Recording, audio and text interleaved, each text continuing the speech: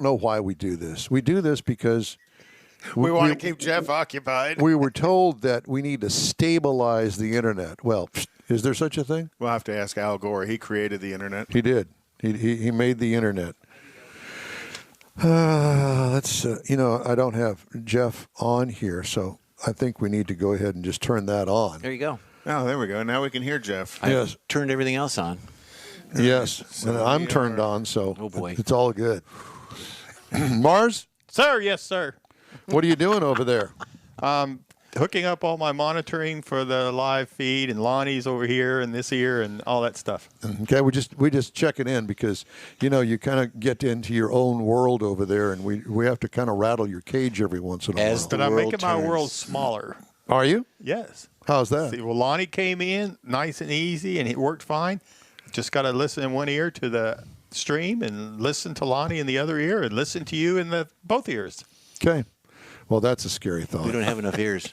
There's not enough ears. You need 4 ears, at Okay. least. Okay. Well, I'm going to get my COVID shot in the future. Maybe I'll grow 2 more ears to go with it. There you go. Ooh, only after the second shot. Yeah, and then you get real sick while those other 2 ears are growing. Yeah. They won't be on your head, though. No, they won't. They'll be in places that usually are covered with clothes, May have to get a custom headset. something like that. Hi, Anyway. Hi, Candy. Thanks for checking in. Is Candace Thackeray on the line Yes, with she us? is. She is. Well, I forgot we were on the air. let me just say this about that. We want to wish Candace a happy birthday. Yay. Is it her birthday? Yes. Today is Candace's birthday. Happy 37. birthday. 37. That's exactly what she is. I wish I was 37. Candace Thackeray Sneed and I have known each other since, was it middle school? I think it was middle school. Sorry to hear that. Poor Candace. Poor Candace. Yeah, that's what I Send mean. her apology notes every once So in a while. Candy Sneed was always the surfer girl, and I was the hot rod guy. Well, we 2 different directions. She had her set of friends that went to the beach all the time. The cool And kids. I wound up with the guys in the garage. Ask me how that worked out for me. All your life. Here I Yeah, am you're sitting still with you. a guy in the garage. Yeah. Yeah. She With has the rest of us. she has a life and all of that, and here I am stuck in the garage with the guys. And your hot rod's covered up. And the hot rod is covered up. Heitzman, how's it sound? Our remote sound Engineer. engineer, Jeff Heitzman's on. So. Yeah. So the regulars are here. Morning, Kyle. Yep. And so we're going to have an interesting show today. This show was supposed to be out at the. Tailpipes and tacos. Thank you. Spit it out. But they became frozen tacos this Too week. cold. And I guess quite a bit of damage to Water. to the yeah. restaurant. Yeah. Wow. Well, So, pipes broke and it was a big mess. So I talked to Wow. Stan. Well, Stan and I texted each other back and forth. And he says, "There's no way we can do this weekend." Trying to get the restaurant open. So once the restaurant opens, if you want to be helpful, get out there and buy some food from Loopy Tortillas. It's great Katy. stuff. In Katy. Yes. Off of Kingsland and 99. There you go. In Katy. And In kinda, Katy. and Not on the Katy Freeway, but in Katy. Katy. it's about supporting those who support the automotive community here in town. There's quite a lot of people that do that, but we want to make sure we give the shout out to those that do, and stop in, get something to eat. I would imagine the next time we go out there, it's going to be action-packed. It's going to be a party. It will be. Well, I think Well, for people one are going to thing, be ready to get out. Absolutely. Yeah, it'll be in March, and so the weather's traditionally better. It'll be basically that'll be in the middle of spring break if they have such a thing this year. There you go. There'll be a spring break. But Candy says elementary school, Don, was it elementary? but she knows your memory doesn't work that well anymore. Oh. Well, it was George, I guess, that George is on with us as well. it was George Skelton that I met in middle school because he went to, I think, Red Elementary, and I went to Andy Anderson Elementary. The memory's not working, and so are other parts. Well, but he remembered Red. Only and you would Andy- know that. And Andy Anderson. Pardon? And who is Andy Anderson? I don't Like know. MD Anderson? Is No. that like his Wasn't he a dad or comedian? something? No. No, that was Louis. That was his cousin Louis. Louis. You got 1 minute. Louis Anderson? That's his grandson. Oh.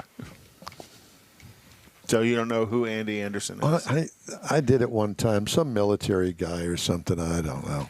Does it make any difference? It's just absorbing time. We don't need to. We always have plenty of things that we can chat about. Charlie Daniels watching. Oh, I'm you sorry, go. Charles Daniels. Okay. Well, good. Well, Okay. welcome. You got 30 seconds? Thank you. Thank you, Jeffrey. Yes, we do.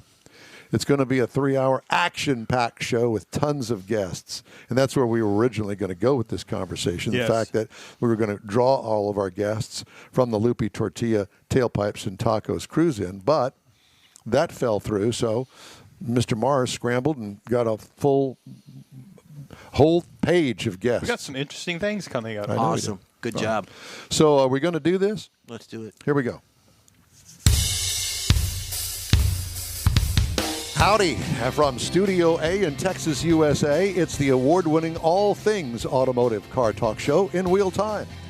Just ahead, a review of our new car of the week, the all-new 2021 Kia K5. This week in auto history, the cruise-in calendar, stories making automotive news headlines, and tons of guests. That and more just ahead on today's In Real Time Car Show for Saturday, February 20th, 2021. Howdy, along with Mike Out of This World Mars, King Conrad DeLong, Jeff Zekin sitting in the corner like he does every week. I'm Don Armstrong. Glad that you could join us on this Saturday. That's where he spent elementary school, sitting in the corner. I don't have the hat, though. You don't have the hat? We'll lost we'll that. We'll get you one. Yeah.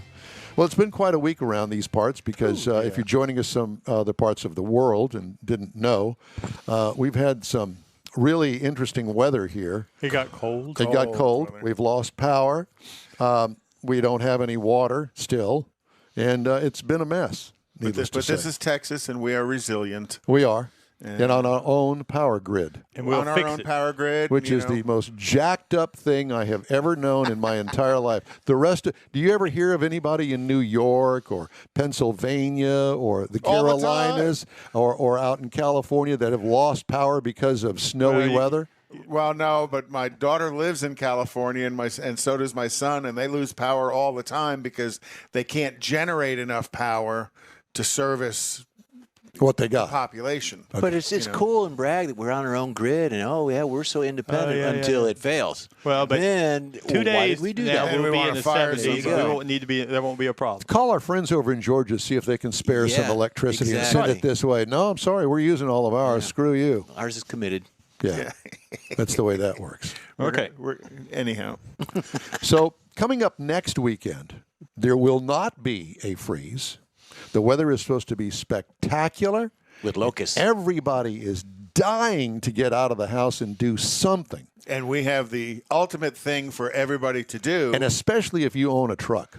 or like or, trucks, or an SUV or just want to get out in a crowd of people, or a car. Or have 2 feet to walk around. It's basically a truck show. Yeah. Well, So anyway, to tell us all about it is part of the team. His name is Lonnie Ford, and he is with the Lone Star Throwdown. We've talked to him dozens of times. It's Well, good to see you on. Pardon me? We've done the show a number of times as well. Out there. Out there with it. It's always Yes. a lot of fun. And we plan on doing that again this year, unless, of course, we have some sort of major wreck on the way to the show, setting it up, or whatever the case may be. But this has been an interesting year. It's been a wreck this week, that's for damn sure. At any rate, so Lonnie Ford, Lone Star Throwdown, it's good to see you, my friend. Good morning, guys. Good morning. You doing okay out there? Yes, sir. We're doing good. Good. And I guess today and tomorrow is a swap meet? I think it was yesterday, today, and tomorrow. Okay. All right. Well, So it's all weekend long. They were the lucky ones that got the good weather, huh? yeah, that's it. Well, yesterday wasn't bad. It was No. just cold. Yesterday was a nice, bright, sunny day. Yeah. But it was just cool, Yes. cold out. Right. So next weekend, you're going to have the 60s and 70s. Going to be a crowd. Going to be lots of Yeah. people out there at the Montgomery County Fairgrounds. Yeah, we've been lucky. It's been a good 10 years. This is our 10-year anniversary, and we're really looking forward to it. It's really grown from, the first year that we had it, we had 600 cars, and now we actually capped it at 1,000. So there'll be 2,000 vehicles, tons of people, vendors, activities. It's going to be a good time. It's a rain or shine event, so no matter what, we're having it. And, I understand that there's been some talk and some rumor going around that, the weather's bad, and are you sure you want to go? Absolutely. Everybody's going to go. Are you kidding me? It's a truck show. This ain't some. Yeah, it's a rain or shine event. It would take a lot for us to to have to cancel it. And I always tell people, I said, there's 100% of LST. So let's go out there and have a good time. I remember a couple of years ago, it rained pretty good chunk of the time we were there. We've had some rain events, and usually we've been lucky where it's either before or after. There's been one that has happened during the event, but it was in the morning time, and it cleared up, and people still come out. Oh, yeah. It's still going to be a good time at the end of it. It's something that we truly enjoy, and I think tons of other people do too. And there's some trucks that are trailered out there, but my gosh, they're still driving around. It's one of the fun things about LST is it's not just a static show. You guys have, for lack of a better phrase, a parade route that everybody drives around. Yeah, we have drive-through judging, so the vehicles, they'll drive through drive-through judging, and not only that, y'all are set up in a good location, so you get to see all the guys coming in the morning. Yeah. We get to see it. We're on the parade route. By y'all's booth. Yep. So they're right by y'all's booth, so you can see them going by and don't even have to walk around. And some of them you have to look way up at because you got these 12, 16-inch lifted trucks, and then there are others you got to look way down at because they're slammed to the ground. Are we throwing beads this year? We're not throwing beads this year because we would have to clean them up afterwards. Oh, okay. And it's frowned upon to throw beads at the vehicles. Yes, I can only imagine. Yeah, because you chip the paint. Yeah, $10 million on a paint job, and here's somebody throwing beads at it. But, one of the things that we kind of did on the spur of the moment, on the fly, if you will, last year that I think kind of worked out for us is that we used the drive-through that went past us to do some drive-through interviews. That was kind of fun because they were clearly limited by the amount of time we could talk to them because they're in line getting ready to go be judged, and that was kind of fun. Oh, I don't want to talk. Well, why not? You got a cool truck. You're out here showing it off. Tell us a little bit about it. Yeah, that sort of thing. And it was fun. It was a fun thing. I think we're going to try to do that again this year. Right there where the booth is, and what are they, 10 feet away from us? Yeah. So why not? Well, man, it's generally we're right there at the main entryway as well. Entrance, so you get the spectators coming in that deadhead right to y'all as well as the vehicles driving by. They deadhead to us. As well. Yeah. And then, if they're going to look at the collection of wheels and tires behind us in the pavilion, who's the vendor that's in there? That's American Force. That's in the arena right behind y'all. Yeah, they've always got a killer setup in there. Besides just all their wheels and tires, it's all the vehicles with wheels and tires. Because inside, they bring a lot of people. There are going to be people from the West Coast to the East Coast that all bring their vehicles down for the arena.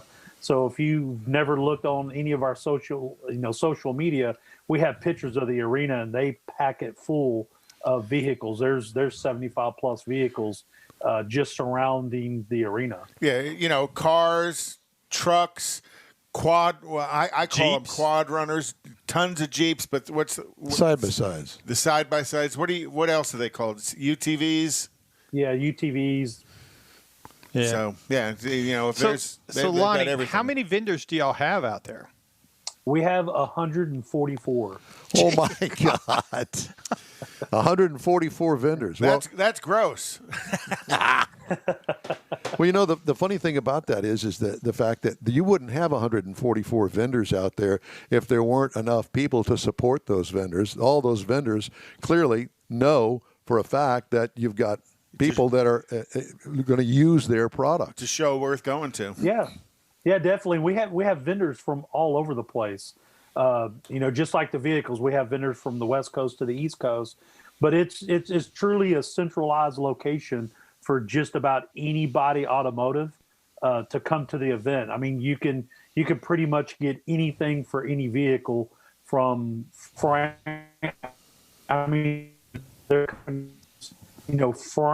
full detailed custom frames for your vehicle, where you can just take your vehicle and put it on top of the frame. Oh wow! Well, then you have some real big displays that'll set up there as well. Besides American Force, you got a couple other real big vendors that'll put up some pretty huge displays as well. Tell us a couple of them. Yeah, pretty much. Yeah. There's tons of wheel manufacturers. I mean, you got engines, you got accessories. I mean, when I say anything for a vehicle, there's a vendor out there for you. Well, I guess our buddy Craig Bierman with Speed and Sport Chrome Plating, he's going to have his thing over there too. Yep. Yeah, he's out there too. So if you chrome plate, that's why I say anything. Chrome plating, it's there. Yeah. Clear coating, it's there. And Bierman does probably some of the best chrome in the country. Absolutely. Yep, absolutely. Yeah. So, and you've also got an area there that's got some food in it, some food vendors. Yep. We have a food court. We have 14 different food vendors. Awesome. Is the pink taco truck coming? Yep, Pink Taco is going to be there. I know that's Don's favorite. Yes, it is. And he has to wear his red pumps when he goes over there to get his pink red tacos. pumps, and he likes the funnel cake too from Wraggley. You know, He's almost turning red. I don't know why this kind of my reputation clearly precedes me.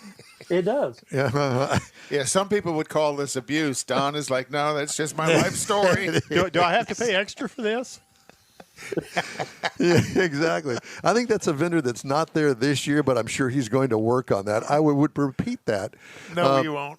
I would repeat that, but I'm not going to at this time because there will be a whole slew of entries in that category. Jeff has a whiteboard, and he's always coaching us with some of his ideas that we can't repeat on. That's right. It has something to do with seafood, and we'll just leave it at that. That's why they have the board. So also, you guys do the drive-through judging, which is kind of a creative way. He did mention that. No, but it's a creative way for the judges to sit in one place and everybody come to them. Yeah, if we've tried it the first few years, even when we had 600 to 800 vehicles, it's impossible. It's impossible to walk around that place and try to get everybody.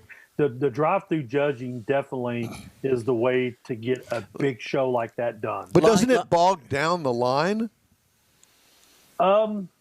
It does a little bit, but we do judging from Thursday to Sunday at noon. Lonnie, who are the judges? How do you become a judge? The judges, we actually have Steve Green from Relax Promotions. He does the Houston Autorama, and we have him.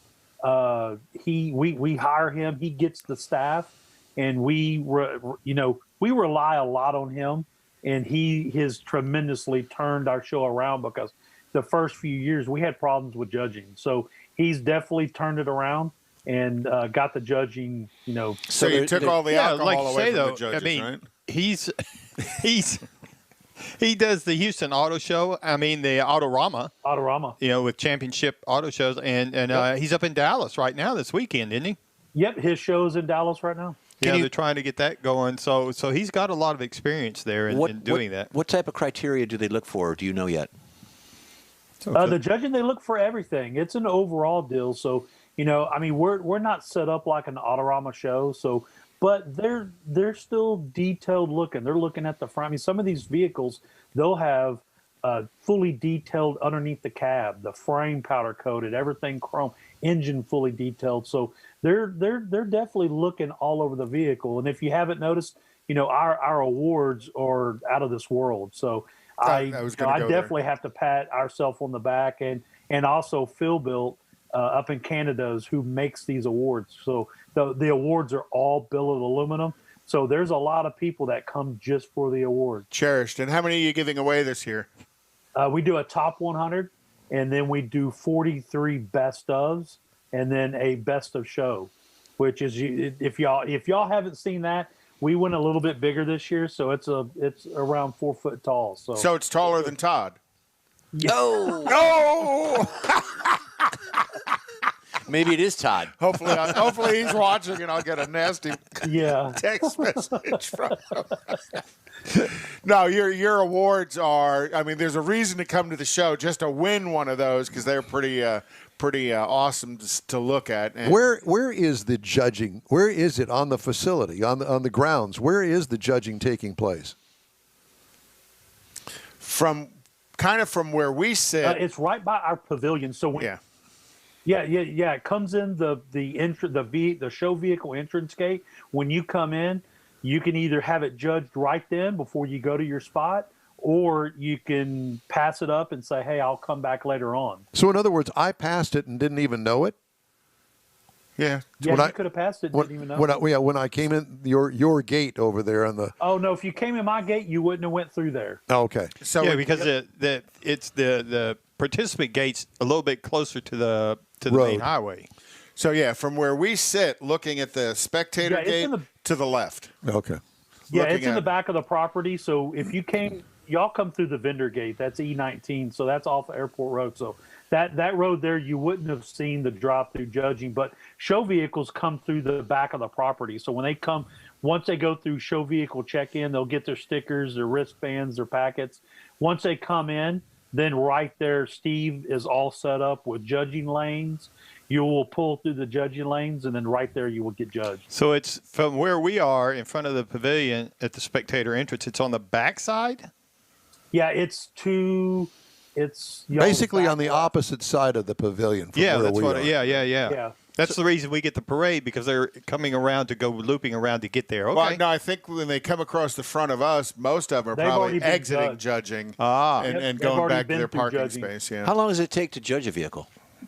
Man, it really depends. I mean, his guys usually take a little bit to do the judging, so they're looking underneath the vehicle. Sometimes they'll talk to the owner, because sometimes you need the owner there to tell a little bit of story about the truck, because we do different specialty awards that is best debut and stuff like that woman owned, 21 and under. We love getting the kids involved in it. So any younger generation, we want to definitely be involved. Well, and by you doing that, the judges don't have to spend time going to find vehicles Right. Yep. or trying to we'll walk around the grounds looking for, has this one been judged? Has that one been judged? It's up to the participant to make sure get he their gets vehicle, to right. them. Now the event is Whenever they're ready, because a lot of people aren't ready. Maybe they want to detail their truck. A lot of these guys drive their trucks, so once they get there, they need time to clean their truck. Right. They've been driving. well that was one of my questions, is the fact that this is a 3-day event, Friday, Saturday, Sunday, correct? Yes, sir. Yeah. So do you have all 3 days to at least go through the judging ones? Yeah. Absolutely. We actually open up show vehicle check-in on Thursday, and you can get judged on Thursday. So judging can be Thursday, Friday, Saturday, and Sunday. We stop at noon on Sunday because we do awards at 3 o'clock, and he needs to get his spreadsheets done by 3 I was o'clock. going to say, that's 3 hours that's a lot of paperwork to push through. Exactly. And you got And he's set up so each vehicle has a identification number, so it gets put into his spreadsheet, and his wife is inside of his RV as the show's going on doing the paperwork for it. So Keeping he everything has up a to team. date. Yep, it's a complete team. Wow. and you've got, it's not just one lane of judging. There's 3 or 4 lanes of judging, so you can take multiple cars in at a time to judge. Absolutely, there'll be 4 lanes of judging. So and he has a full group of judges. Hey, Lonnie, you mentioned something about an award for female-owned trucks. One of our listeners, Candace, is asking how many women actually bring trucks, or do you know? Got an idea? There's quite a few. Yep. There's a lot of women that's in this, and right now, I don't know if y'all are hip on the social media, but there's a bunch of women influencers that have YouTube channels that build trucks. So a lot of these women will be at the show. Well, that'd be neat Cool. to meet those particular folks. Yeah, out I know there. you don't have anything to There's- do once the show's going on, but maybe you can help us find some of those Right. people. Send them our No, way. I can definitely send you them. Renegade Products. Rami is who owns that, and he has a plethora of influencers in his booth, and 4 of them are women. So I would Nice. definitely get one of them to come over, maybe do an interview with y'all, and y'all can talk to her about her YouTube channel, etc. Yeah, somebody else, George mentioned women own all the trucks, just some guys get a chance to drive them every There you now and then. Pretty much. We just need Don on his best behavior, though. Oh, why? That takes all the fun out I'm of just it. going to say so. And what is the purpose of that? We're still looking for that. Yeah. Yeah. We all are, including Don. But, I really look forward to going up there this year. Free parking, Yep, correct? free. Spectator parking is always free. And tons of it. You sell a 3-day $20 pass. gets you a 3-day pass, so it's good for all 3 days. So it's going to take longer than 1 day if you really enjoy the show to walk around. So if you come on Friday, buy a wristband, it's good for all 3 days, so you can come back Saturday and Sunday. And if you're not familiar with where the Montgomery County Fairgrounds are located, it's right across the street from the airport, Conroe Airport, Conroe Regional, it's called. And so if you look at the signs on the freeway, it says Conroe Regional Airport that way. Follow those signs. Go that way. Yeah, go that way. And it's what's the easiest exit off of 45? Is it League Line? No, it's T's Nursery. T's Nursery, okay. Yeah. Both ways, both directions, coming north or south? Yeah, T's Nursery and Either then direction. head east. Yeah, the address to the show is 9255 Airport Road. Yeah, and your nav system will find it real easy. Yeah, once you get anywhere local to it, just look for the Texas flag, and then you'll see all the trucks. So just start following some trucks. Any trucks. Don did that one time. The farm truck. We lost him for a week, but he came back. He ended up in Missouri. Well, we laugh about Missouri, but you guys, you get some international people come to visit as well. Bring their toys. Is don't they? Missouri international? Well, show me. The Show Me State. The Show Me State. Well, that's my line. Yeah, we get a bunch of people from all over the place. We even have some spectators that are from overseas that come to just enjoy it. Beautiful. Nice. So what does your week look like? Hell. Like hell.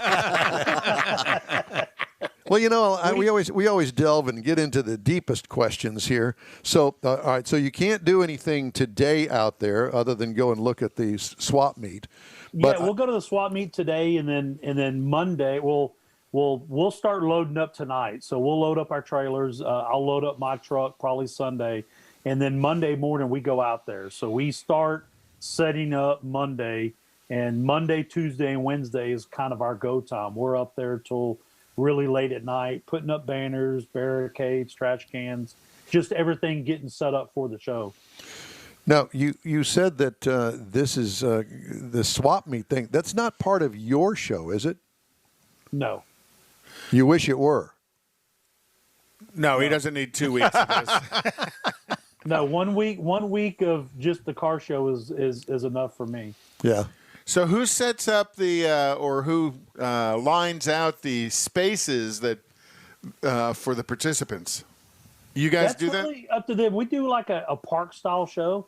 So, usually these clubs and groups, they'll all park together, but we usually, have them just set up wherever they want to set up. We will have marked off for vendors. And then once the show vehicle check-in starts coming in, then the cars come in and start, setting up. Yeah, first come kind of gets their choice. Yeah, first come, first serve. So Yeah. a lot of people will leave their cars all weekend long. They don't drive them, but there's also a lot that still drive their vehicles. Yeah, they got to go to the hotel at night, so they're kind of in and out. Yep. So, And Lonnie, what are the hours of the show? the show is Friday 8 to 5, Saturday 8 to 5, and Sunday 8 to 5. Okay. 8 to 5, all 3 days. Montgomery All County 3 days. Fairgrounds in Conroe. And it is the Lone Star Throwdown 10th Anniversary Edition. Lonnie, it's great to talk to you. Thanks so much for joining us. We'll let you get back to it, brother. Thank you, sir. I'll see I you appreciate it, Tuesday. guys. Y'all have a good day. You do Alrighty. the same. Yes, sir. Tuesday. We'll see you. All right. Very, very nice. Okay. Cool. Yeah. This is going to be fun. And there's no freezing weather, and there's no rain, and it's all going to be good. There. So Looking forward to it. Cross all your right, time fingers. now for this hour's car review. Had a chance to drive the 2021 Kia K5. What in the world is a K5? That's Never what heard I of it? said whenever you told me what it was. It is the replacement for the Kia Optima. But you liked it. I did like it a lot. It's really a sharp-looking car. There's the picture of it. It is available in several trim levels. Starts with the LX, the LXS, the GT line, the EX, and the GT. I had the GT. This is a mid-size sedan, seats 5 passengers, including the driver, and it's all new for 2021. Exterior features. The overall design gets a 2 thumbs up from me. I really like this car the way it's designed. It's slick. Great shape. It's different. It draws your attention to it. it's really a nice car.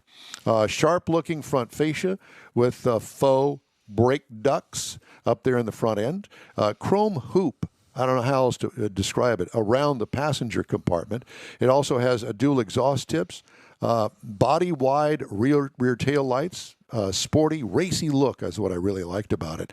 I don't think anything could use improvement. This is one good-looking car. It's got a good-looking tail end as well. Interior highlights include a modern interior design. Touchscreen is an extension, really, of the instrument pod. It does have optional interior colors and stitching depending on the trim level that you select. And I would suggest that you look at all of those trim levels that I mentioned earlier. Cargo trunk room, adequate. Rear seat backs fold down so you can kind of extend the trunk into the passenger compartment. What I liked, the attention to detail on the interior and the easy-to-use and understand infotainment system. They really did a good job. It has a 1.6-liter turbocharged four-cylinder engine that turns out 180 horsepower. There is an option. It is a 2.5-liter that turns out 290 horsepower. Right. Is that the GT? That is, no, I had the GT. It's the GT line, I believe it is.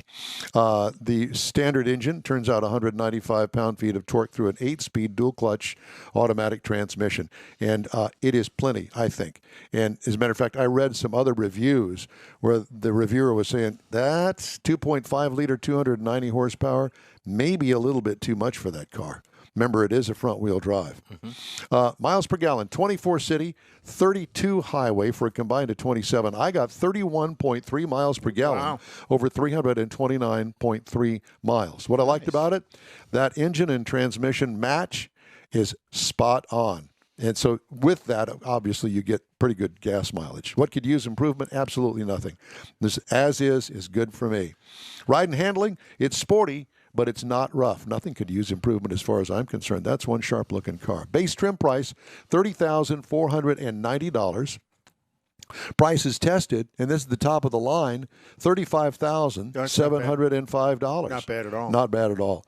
A base model price, if you just want to get into it, same engine and all, is $24,885. That's one of the things about Kia that I really do like. They give you a lower price. You get a lot. You get a lot for the money with this car. If you're looking for a sedan, I would seriously consider going and checking this out. And you like that transmission, the DCT? I did. Did you paddle shift it at all? No, I didn't. I didn't get into any of that. It just didn't. I didn't need to. You step on it, and it trust me. was where it needed to be. It didn't. Yeah, I didn't get lost. Need to. That's cool. Paddle shifting. As far as the competitors to the vehicle, Honda Accord starts at $30,270. That's a lot of money. Mazda 6. I'm sorry. Yep. I was thinking Mazda 6 would be one of those. Mazda 6 is a $25,930, and the Hyundai Sonata is $25,299. So that is the review of the Kia K5. I remember when you had it out there. It's just a very slick-looking car. It really is. And I love that whole headlight, side light design they did on it. Really unusual, but, pretty cool. I think the whole thing is slick. All right, time now for the cruise-in calendar. Well, needless to say, Tailpipes and Tacos did not go as planned this weekend because of the weather. Right. Pipes broke out there at the restaurant, so it kind of shut things down. This afternoon at 2 p.m., the Flame Taco Meet and Cruise-In in Seabrook. At 4 p.m., the Head Turners JWEX meet up in Spring. The Northside Mustang Club they're going to have their Cruise-In Conroe. 6 p.m. tonight is the Kima Car Meet. Tomorrow at 11 a.m. is the Houston Valentine car show in Tomball. Wait a minute. Valentine? That was last week. Well, they're a week late. Well, they're spreading a lot of love around. A lot of love. A lot of love. Okay.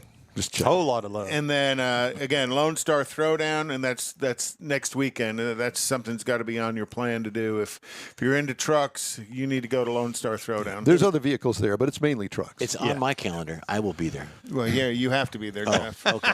Hey, I want to remind you that the In Wheel Time Car Show streams on Facebook, YouTube, and InWheelTime.com. Podcasts available on Apple Podcasts, Spotify, Stitcher Radio, iHeart Podcasts, TuneIn, Google Podcasts, Pandora, Amazon, and Podcast Addict, to name a few. The In Wheel Time Car Show continues right after this quick message. If you're in charge of your company's small, medium, or large business anywhere in the U.S., let the On Hold Company help you retain customers and promote your business on your telephone system. Promote special sales or company info when placed on hold. The On Hold Company provides custom on-hold messages with professional male or female voices, licensed background music with no long-term contract, no monthly recurring bill, and updates your messages as needed. Call the On Hold Company at 713-223-HOLD or go to onhold.net. Tailpipes and Tacos is Houston's premier cruise-in, and you're invited to join in. Whether you're a cruiser or spectator, Tailpipes and Tacos is the place to enjoy made-to-order breakfast tacos, fresh coffee, and mingle with Houston's fun car people. Mark your calendar for Saturday, March 20th for Tailpipes and Tacos at the Lupi Tortilla Mexican Restaurant in Katy, 8 a.m. to 11 a.m. Tailpipes and Tacos is free, and everyone is invited. You'll see collector cars, hot rods, customs, magnificent originals, and resto mods, all at one location. Cars from all over Southeast Texas cruise in and show off at a friends and family event at the Lupi Tortilla Mexican Restaurant on the Grand Parkway at Kingsland Boulevard, just south of I-10 in Katy. Drag racer, car enthusiast, and Lupi founder Stan Holt brings you Houston's hottest cruise in, Tailpipes and Tacos, Saturday, March 20th, 8 a.m. to 11 a.m. at Lupi's in Katy. The In Wheel Time Car Show will be there too. Get your ride ready and we'll see you at the Tailpipes and Tacos Saturday morning cruise in, March 20th, 8 to 11 a.m. at Lupi's in Katy, weather permitting. Did we just add weather permitting to that? Yeah. No, it was on the last one. We just never remembered. We never caught it. I've never paid any attention to it. So Good, weather Conrad. permitting at the Nice. end. Way to go. Hey, welcome to the In Wheel Time Car Show, we think. The weather didn't permit it this weekend, and that sucks. It does. But next month. Yep. That's right. That's Welcome to the 19th. award-winning In Wheel Time Car Show, your weekly go-to all things automotive place. Along with Mike Out of This World Mars, King Conrad DeLong, Jeff Zekin, I'm Don Armstrong. Glad that you could join us on this Saturday. The weather has warmed up just a bit. It was a cold night last night, but hey, the power is back on. Now all we need to do is worry about water. We need to get through this boil water BS and just get on with it. I hate brushing my teeth with a bottle of water. It just Well, use like Jack this. Daniels. yes. Jack Daniels. Jack Daniels is better, yeah. Or tequila, or Tequila is good, I especially heard- when you scrub them real hard. You know, it does a good job of deep cleaning those inside the gums. God. He also disinfects it. There is that. There's Well, Killer Locust next week is what I heard. oh, great. Well, we have our good friend with Apex Auto Works, Richard Tomlin, on the line with us. Richard, good morning to you, sir. Good morning. How are y'all doing? Well, we're fine, thank you for asking. You surviving down? Is the garage door open? No, that's just the bright Texas sun coming through the windows. I It got is you. Yeah. absolutely amazing outside this morning. It is actually pretty nice, especially if you get in the sun. It's a nice contrast to what we've been dealing with. So we wanted to talk to you today, along with all of the other things that we normally talk to you about, is cold weather and race cars. And, you know, especially in your field of autocross and road racing and that sort of stuff, how important is it to prepare your race car for cold weather running? For running it is a lot of events were actually canceled. Just too cold. Most of our tires are not made to run in this temperature. You'll see some of the dirt track guys do that, but we don't play a lot with the dirt track. Drag guys will do it, but they run them up temperature really quick. The issue with the road race tires, you can't keep it warm. So what you see most of us road race people do is we grab our cars, we put them in the enclosed trailer, put a couple lights in there, turn them on, keep the heat up in the enclosed trailer. But this experience we had in Houston just now is the coldest we've been in a long time. And most of our race series require us to run only water. So you've got no antifreeze. So now your actual freezing point is much less. And that the reason you have to run pure water is that antifreeze gets a little slick if it gets on the road. So It's hard to get it off. You know, so It's extremely slick. it's about safety. Yep. So that's the challenge we had. And I mean, give you an example, at our shop, we had 13 cars that were pure water. So we had to drain water out of all those and then drain the engines of water so that we didn't have to worry about anything freezing up. internally, or to the level that if it did freeze, we weren't worried about it popping freeze plugs out or radiators. Well, how do you drain the actual engine block? Because there's always going to be some left in there. Yeah, you would think. There's always some left. You're correct. So the poor man's way, as I call it, the race car thrash, shade tree mechanic way, what we actually do is we'll drain the radiator first, drain your upper and lower hoses, and then we will crank the motor over 3 to 4 times without spark to it. And the water pump will actually pump out everything that's sitting in a water pump area. Wow. And at this point, your water's got enough room to expand if it does freeze that you're not concerned. Okay. So you got the water jackets in the heads or something like that. It's minimal and there's room. Right. And then we still keep, what I call a trouble light. The old school lights we used to use with the clamps on them years back. Hard to find them now, or an incandescent bulb. LEDs just don't put out the heat that those old bulbs did. And you literally just put one under the hood of the car and run an extension cord out there and keep it plugged in after you've taken those other precautions. This week, we'll start the onslaught of putting everything back together and burping the systems. And that's the challenge that, some of you know about way too well. Do those race cars run a thermostat? Most of us down here do not. You run an interior gauge that when your engine is at optimal temperature, but the thermostat actually creates what I'll call restriction in flow for when it is actually at temperature. Your goal is to get your system matched radiator to the actual racing that you're doing, so it is just constantly cooling the entire time. So you match it so it doesn't overheat or it doesn't somehow run cold. Run cold, yeah. Yep. Because you can run an engine cold. If you put a big radiator in it, you'll run it cold. Yeah. Or take a thermostat out of your street car. Sometimes the water circulates too fast. Right. And then you start having to mess with your oil because your oil is not up to temperature, then your viscosity is completely jacked up. What kind of oil do you run in most of your race cars, or does it vary? We actually run some very thick stuff down here, and it's basically because of the heat. Most of our racing is in, 85 to 90 plus temperatures. You'll see a lot of 20W50s running out there. Wow. Yeah, that's not unusual. Oil. It's kind of a Harley Davidson oil too, because I know Harley's the 2050 has been the oil of choice for that. And if you go way back into the 60s and 70s, 2050 was not an unusual weight for a performance engine. But you guys do it because you get such high ambient temperatures and then such high running temperatures as well. As the heat goes up, the viscosity goes down. Yeah, and that's the balance. But you're playing with oil and water to balance it out to keep your engine at a happy spot. And it's never perfect. There's always a sacrifice between one and the other. But as you do it 2 or 3 times, you make a couple oil changes, you play with that and your water radiator sizing, and you're good. So you mess with radiator sizing, or do you baffle the radiator to affect the amount of airflow going over it to adjust that temperature? Initially, you basically use cardboard and block off sections of the radiator to get an approximation on size. Okay. Because that also helps us reduce the overall weight that we're carrying on a car as well, because water has weight to it. But what a pain. I mean, you've got to really roll the dice when you're doing that. I guess after a while, you know what it takes as far as baffling is concerned to bring the temperature up, depending on the ambient air temperature. But, you got to do some experimentation there to figure that out. Okay. That's the name of the game, right? Get you one step ahead of everybody else. It's what they pay you the big money for, well, right? Particularly when you start looking at our weather down here in August, you're running 90, 95, some days even 98 degrees. And if you're racing in August versus racing in March, whenever you're in the 70s, 75. Yeah, I mean, do you carry multiple radiators? I mean... Not using multiple radiators, but once you purchase one, you usually end up keeping it. Your system's already set up for it. So a lot of the guys will just run the larger radiator and take the weight penalties, what I call it. Their driving skill is better than mine, so they don't have to measure every pound that goes into the car. Yeah.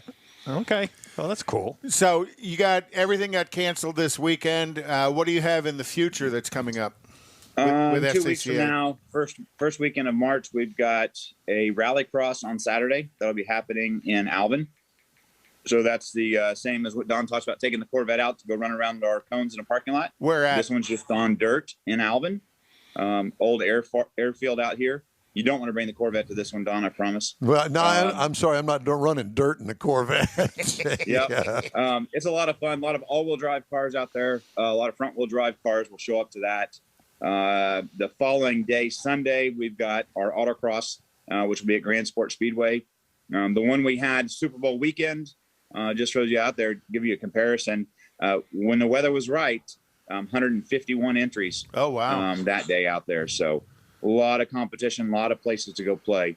And we only look for it to grow more as this weather turns around. This weekend's event, you said, or events have been canceled. Are they going to be rescheduled? They'll be rescheduled later. It hadn't been announced. The issue we've got in Houston is we have so many car clubs, so many events happening. MSR is booked every weekend throughout the year. So you really got to make a bid for someone else, a smaller group to cancel one of their events so that somebody else can come in and grab it. But or share their event. So yeah.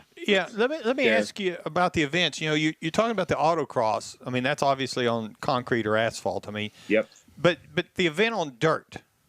Yep. Now, to me, that seems a little weird to be doing an autocross on dirt. It is a whole lot of fun. I will say, think back, and you guys should have been around a time when you actually knew somebody that had land or dirt where you go out and play, or where there used to be dirt roads. Yeah. And you would go out in the middle of the night when you weren't supposed to be out in your father's truck and go sliding it around the corners. Yeah. This is what you're doing. But instead of a corner, it's a cone in a parking lot or a large field where you don't have to worry about tearing stuff up. Or Tuesday morning in a big parking lot, it was icy and you're drifting through ice and snow. He throws up his hands and says he doesn't know. In a big white van with my name on the side. Pinocchio. The best way to teach somebody how to drive. Yes, it is. Yes, it is. Yes. Understand skid control. Yep. Just have so fun. you still have your charity. I'll call it a charity cruise to Las Vegas planned. Rent rally. It's Las Vegas back to Houston. Coming up in April from Houston to Las Vegas. Looks like we are working with Lone Survivor Foundation. Oh wow! This is a veteran organization out of Galveston. As soon as I get some more confirmations from them this week, I'll get with you guys and we'll sit down with them and have a chat. But it's a lot of housing, a lot of PTSD treatment center for these guys down in Galveston, helping with housing, living expenses. So that's where we're going to put our efforts on this next event and see what we can do from there. Is that the Chris Kyle? Nope, not Chris Kyle. Different one. Different one. Similar situation, similar motivations. Yeah, and there's a lot of that goes on. And the rally is actually in April. April. Let's see. It's 8th, 9th, 10th. You still have room for people to join? Yeah, we've capped it at 30 teams this time. The teams will also be 4-person teams, so you may not have to just ride with just you and Mars. You could actually put 4 people in the vehicle. It helps with driver changeouts. It helps with the fatigue and a little bit more of friendship and camaraderie throughout the trip. And the rules are, what's the price range of car? The price range, if you're donating the car, we've removed the cap. If you're donating the car. If you're not donating the car, we're going to keep you at $1,500. Yowzers. So everybody get out there and scope the Facebook Marketplace and Craigslist. We did have one. We had one picked up already that was a 2005 was it GMC XL or something like that? It looked like a Suburban to me. $1,400, bought it in Baytown and drove it home. Put a little bit of water antifreeze in it. Been driving it to and from work for the last week.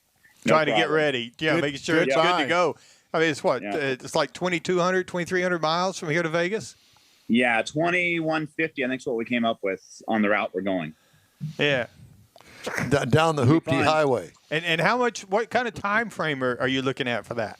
2 days. This one's going to be 2 full days of driving, and then the last day will be a half day. Okay. And then we'll be meeting at a casino in Vegas that looks to be a sponsor of the series as well.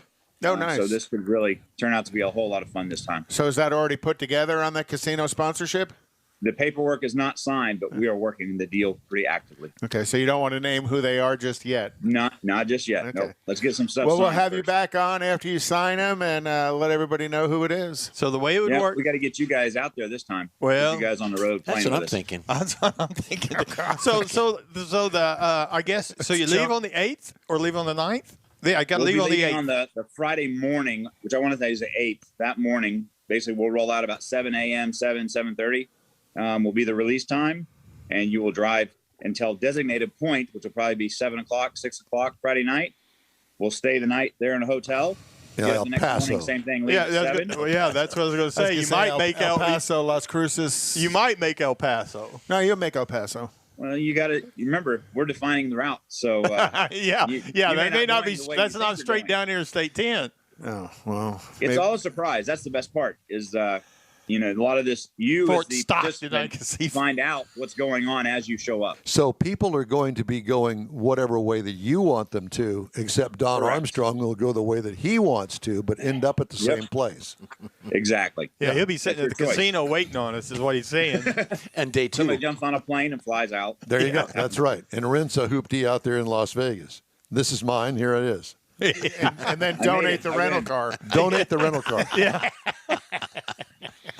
Yeah, the police are looking for this car, sir. Oh, they are. I'm sorry. Yeah, it's in. Well, you've got the waypoints is what we call it. So we'll have historic events along the way that you have to, historic sites or points of interest where you actually have to go in, or imagine a scavenger hunt or what we used to call the gimmick rally. That's what we tie this thing into. So wife and I will be making a trip probably next week and a half, 2 weeks to make the entire drive out there. That's when we'll set up all the riddles and gimmicks along the way, so that when you guys get to actually drive it, you will be entertained and occupied. So now that first day, that first 12-hour day, now you're back to Midland, Odessa, because it's going to take you so long to get to there. Well, I think Midland Odessa is a little out of the route range there. I think. Well, they're I'm gonna take the thinking more southern along route. the lines of, some of the things that you have to collect along the way. There needs to be a special Don Armstrong kind of way to go. And that way you just collect a rock from this point to this point, this Right. point, and that point, just rocks along the way. It seems to Yeah, me so- this, it's like taking a day drive with your wife anyways. You're stopping at all these little places to buy tchotchkes that you don't and wanna go. souvenirs and, let's look at a candle. Oh We're boy. working on the Send your Chaparral comments. Museum being one of the stops Oh, as well. so you along are the going to way. go through the Midland area. So Midland area, there's Yeah, your clue. Midland is part of it. Oh, Yeah, that'll be a cool stop though. Get a picture with George I- Bush. I have chased them about coming on the show, and alls I hear that'd be are amazing. the air conditioning running in the background. The legends in our sport for sure. Yeah. Yeah. very much There used to be so. a car club out there that had their event there at that facility. Well, And, it's- what's the lady from Alaska that ran for president? Sarah Palin. Sarah Palin even came down to it. They actually get that one Saturday a year. They get one of the cars out and crank it up and stuff. So She changed her name to Johnny Horton, didn't she? yeah, north to Alaska. Oh gosh. Hey, Well, hey, it's- Don, real quick on the collecting of things. What we actually use, we use an app called Roadster app, which is a car app. Imagine Facebook for cars, and we have a group set up inside of that. So when you go to do something, like one of the things is get a picture of the Nevada state line sign when you go into Nevada. You take a picture of the sign with yourself in it, and you post it to the group. Each one of these pictures earns points, so you can keep up with how many points the other teams have and what you need to be doing to get your points back. So the ringer on my team is going to be an expert at Photoshop, is what you're saying. Thank you. George Skelton, Yeah, we George. need you. We created a few things to help with that. GPS targeting helps a lot. We need a picture I of saw- Bernie in his mittens. Yeah. Bernie's the anchor driver. Oh, Lord, yeah, absolutely. See, you need us along not only just for the entertainment part, but we can come up with all sorts of oddities to get along the way. I think Richard knows that. We'll plan next year's for That's the you. reason he's going to figure out what he wants people to get, not leave it up to us. And he won't give it to us until when we leave the starting line. Yeah. So there's That no works. planning. Yeah. Well, because we got your number. We know where it's all coming Well, from. I was on your the app for Seattle to Houston, and Right. it's comical listening to and watching all the things everybody's saying to each other, as well as kind of the before the event piece about, I found this car, I drove like 30 feet, and I had to dump it and go get another one. Yeah. It was really entertaining. It was a lot of we fun. had a team that actually Angelica, they lost a motor in a diesel. Wasn't 10 minutes from where they'd actually purchased the car and it threw a rod. Yeah, that's the one I'm talking about. I thought that was just hilarious. Richard, it's always great to talk to you. What fun. And we'll be in touch soon. Cold weather race prep, we're not even going to talk about that. Well, we next didn't even time. get to look around the shop. That's okay. Well, But it's scca.hou. HOUSCCA.com. HOUSCCA.com. And Apex Auto Works. Yep. Yeah, Apex Alvin, Auto Works. Texas. If you guys need any car stuff, race car stuff, we'll be around. Richard Tomlin, thanks so much, brother. We'll talk to you soon. Appreciate it. All right, take see care. you. Yep. We'd love to hear from you. Just shoot us an email. The address is info@inwheeltime.com. I just got a text from Stan Holt at Loopy Tortilla. We're not having a cruise in. This is his words now. We're not having a cruise in, but people don't care, apparently. They're showing up anyway, so we are making a taco and coffee for anybody that shows up. Oh, that There's is not nice. many out there, but there are a few. And I told them that good. I would get that on the air. Absolutely. Thanks, Dan. Yeah, absolutely. Yeah, and we're sorry that we missed you this month, but we will be back with you next month for sure. Time now for This Week in Auto History. And Well, this week in auto history, some pretty cool stuff happened. Some extremely memorable stuff, and one real sad thing happened this week in auto history. But let's start at the beginning. In 1852, the Studebaker brothers founded H&C Studebaker, a blacksmith and wagon building business. Studebaker actually started building wagons and made their fame during the Civil War manufacturing horse-drawn carriages. They converted the business to automobile manufacturing to become one of the largest, larger independent automobile manufacturers. Studebaker's first vehicle that you see right here in 1902 was all. Hold up, Jeff. Go back. I know. Was all electric. So Studebaker's first vehicle was an electric vehicle, which I didn't realize that they were building electric. In 1898, this young man was born. Well, you can go back to the guy in the car, the smiling guy in the glad car. that you got this all down pat. My finger is cold. Yeah, I thought so too. I'm sorry, I lost control. I just had a vision of that, and I don't really want to even In describe 1898, this young man was born. Any guess as to who it is? Enzo Ferrari, born in Modena, Italy.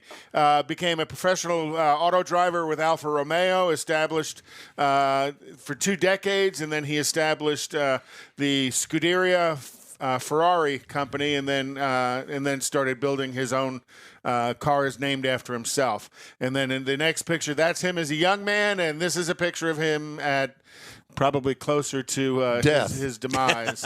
They said he was a very demanding person, and I can understand why. There's other words they used. Well, and if you watch the movie, you can tell he got what he wanted.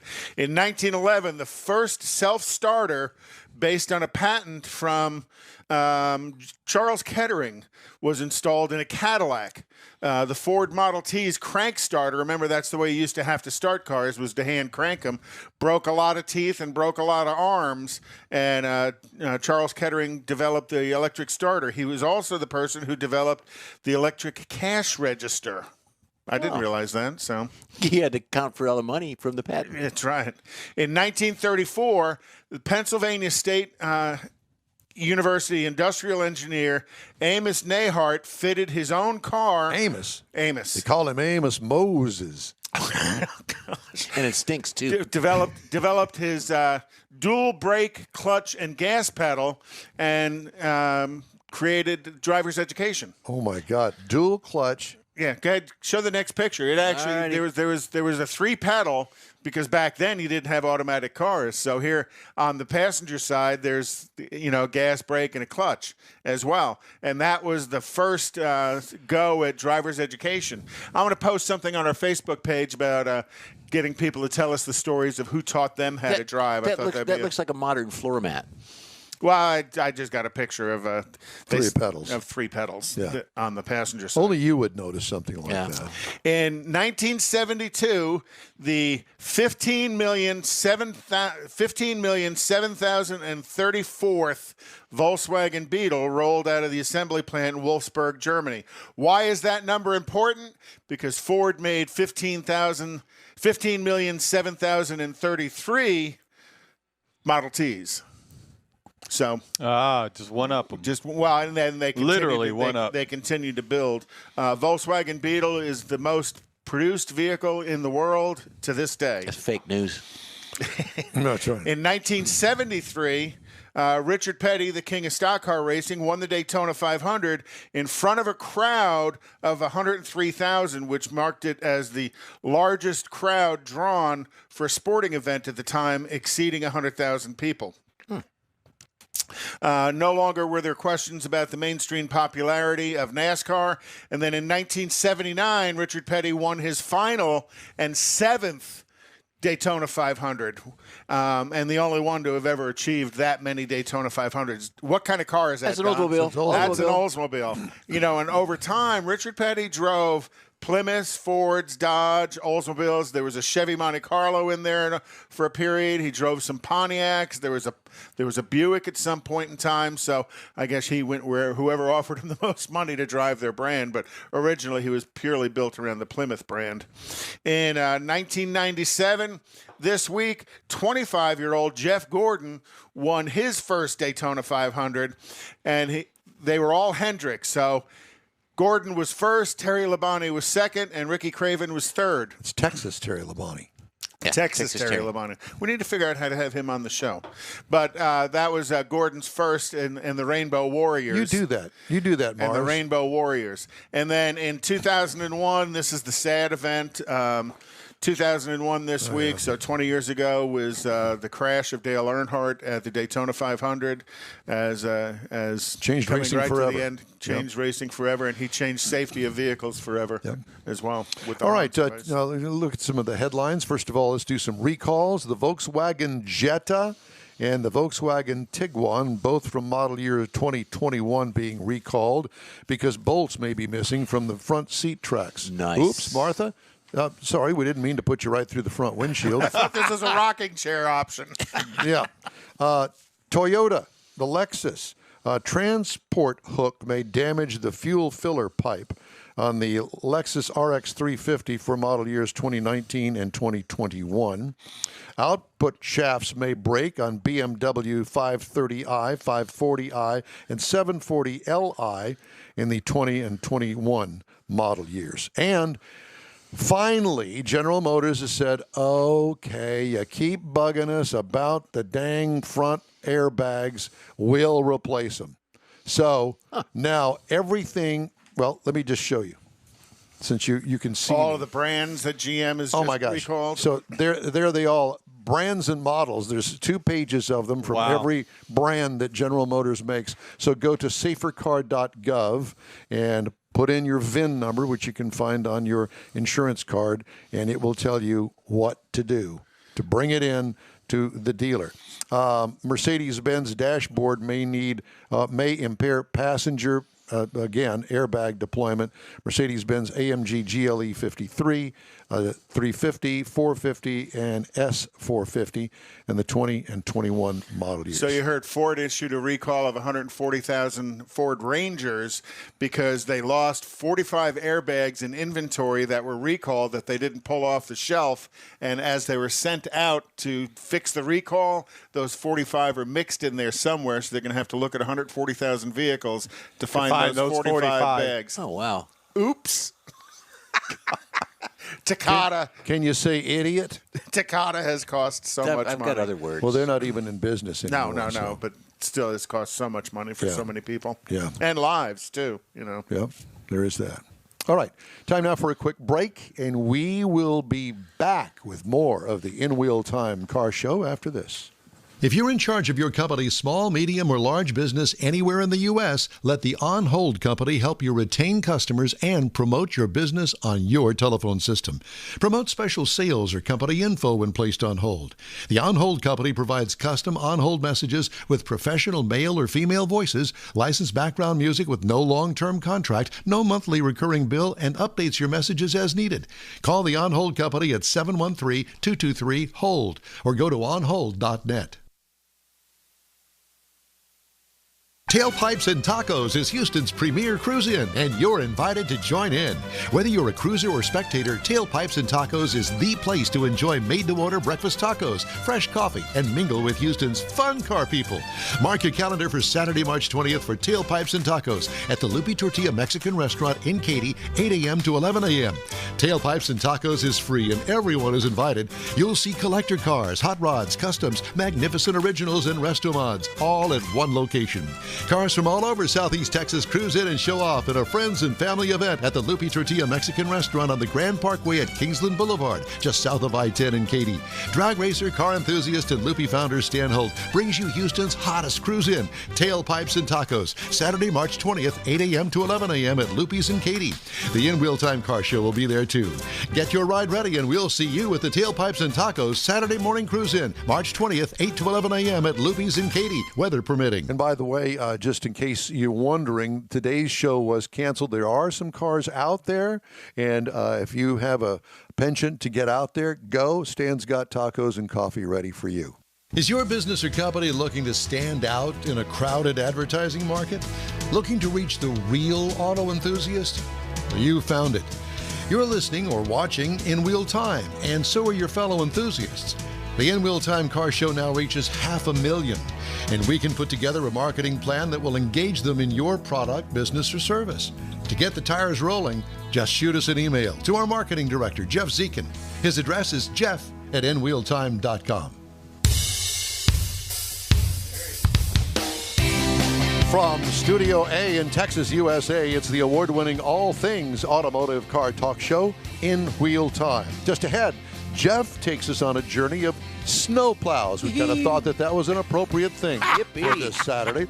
A look at some upcoming racing events you might be interested in, plus Conrad's Car Clinic and the stories making auto news headlines, along with the guests that we've got lined up this hour. That and more just ahead on today's In Wheel Time Car Show for Saturday, February 20th, 2021. Howdy, along with Mike out of this world, Mars, King Conrad DeLong, Jeff Zekin over there, Don Armstrong here with you. So glad that you could join us. We are live from Studio A out here, and it actually has not been too chilly. It's just kind of right. Oh, it's nice. I think it's pretty comfortable. It's a little cool outside, but, you know, you got that open flame heater going on. Open flame. Let's hope not.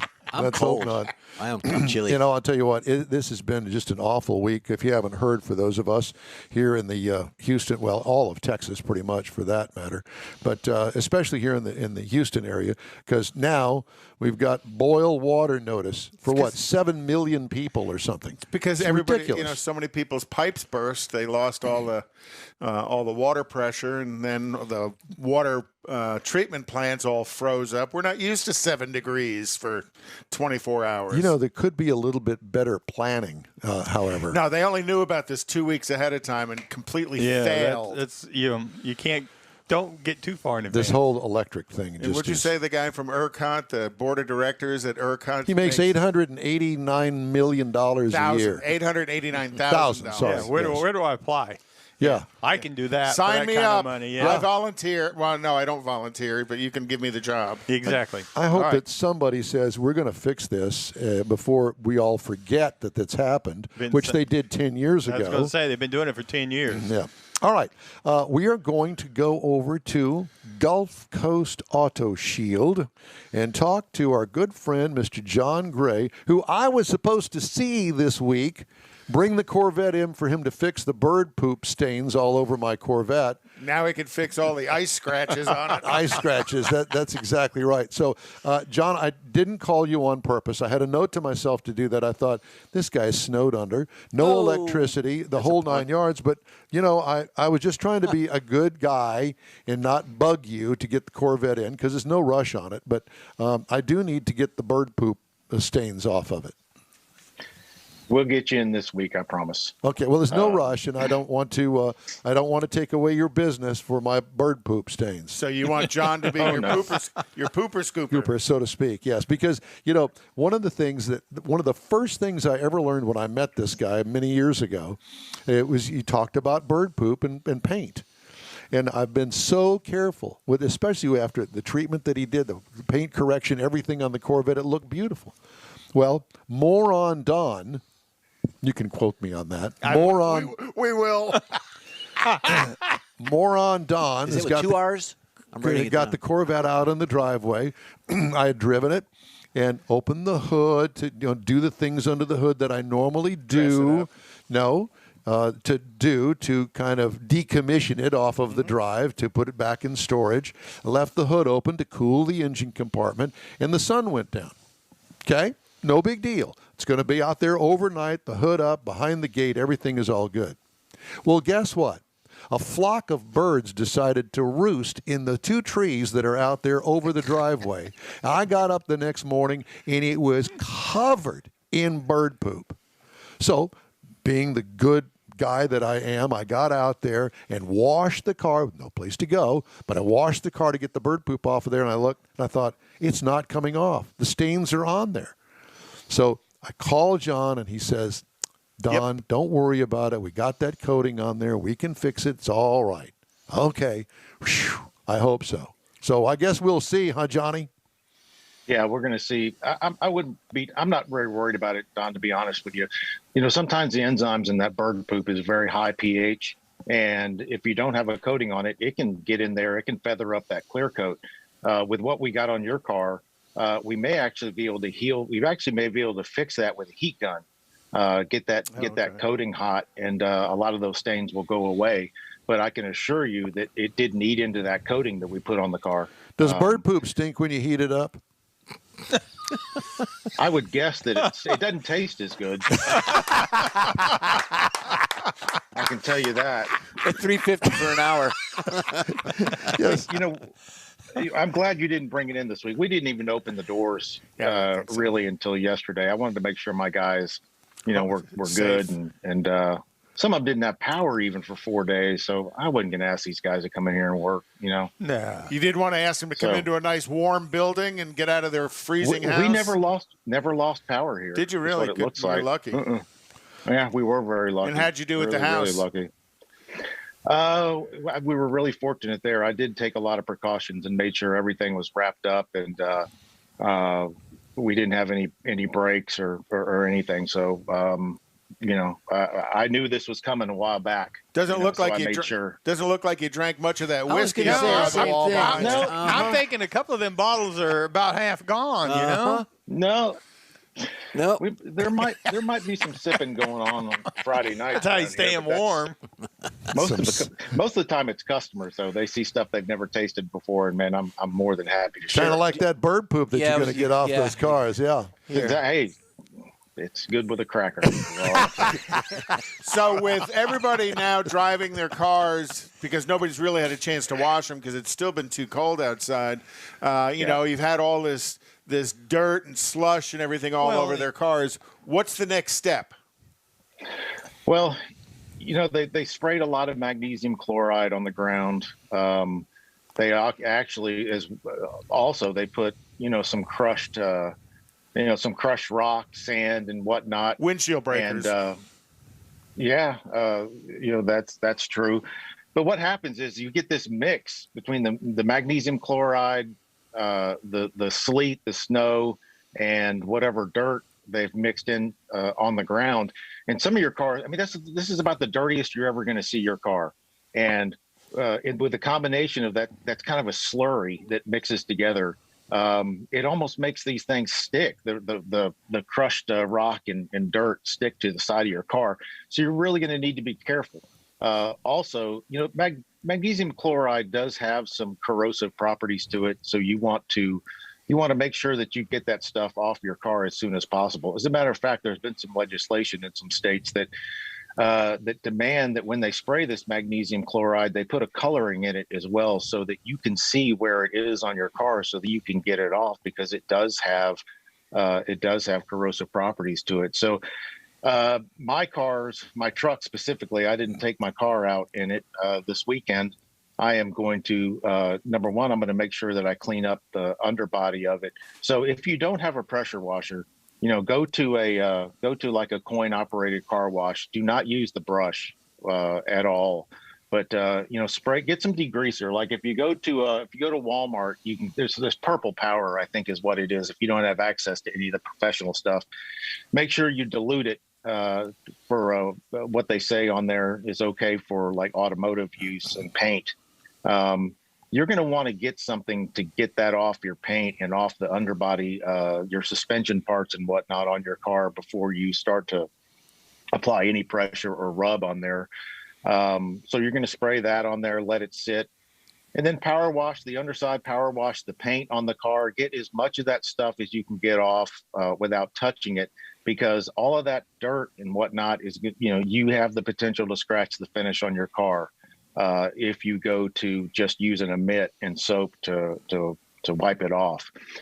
Some of your better car wash products have some really, really good surfactants in it.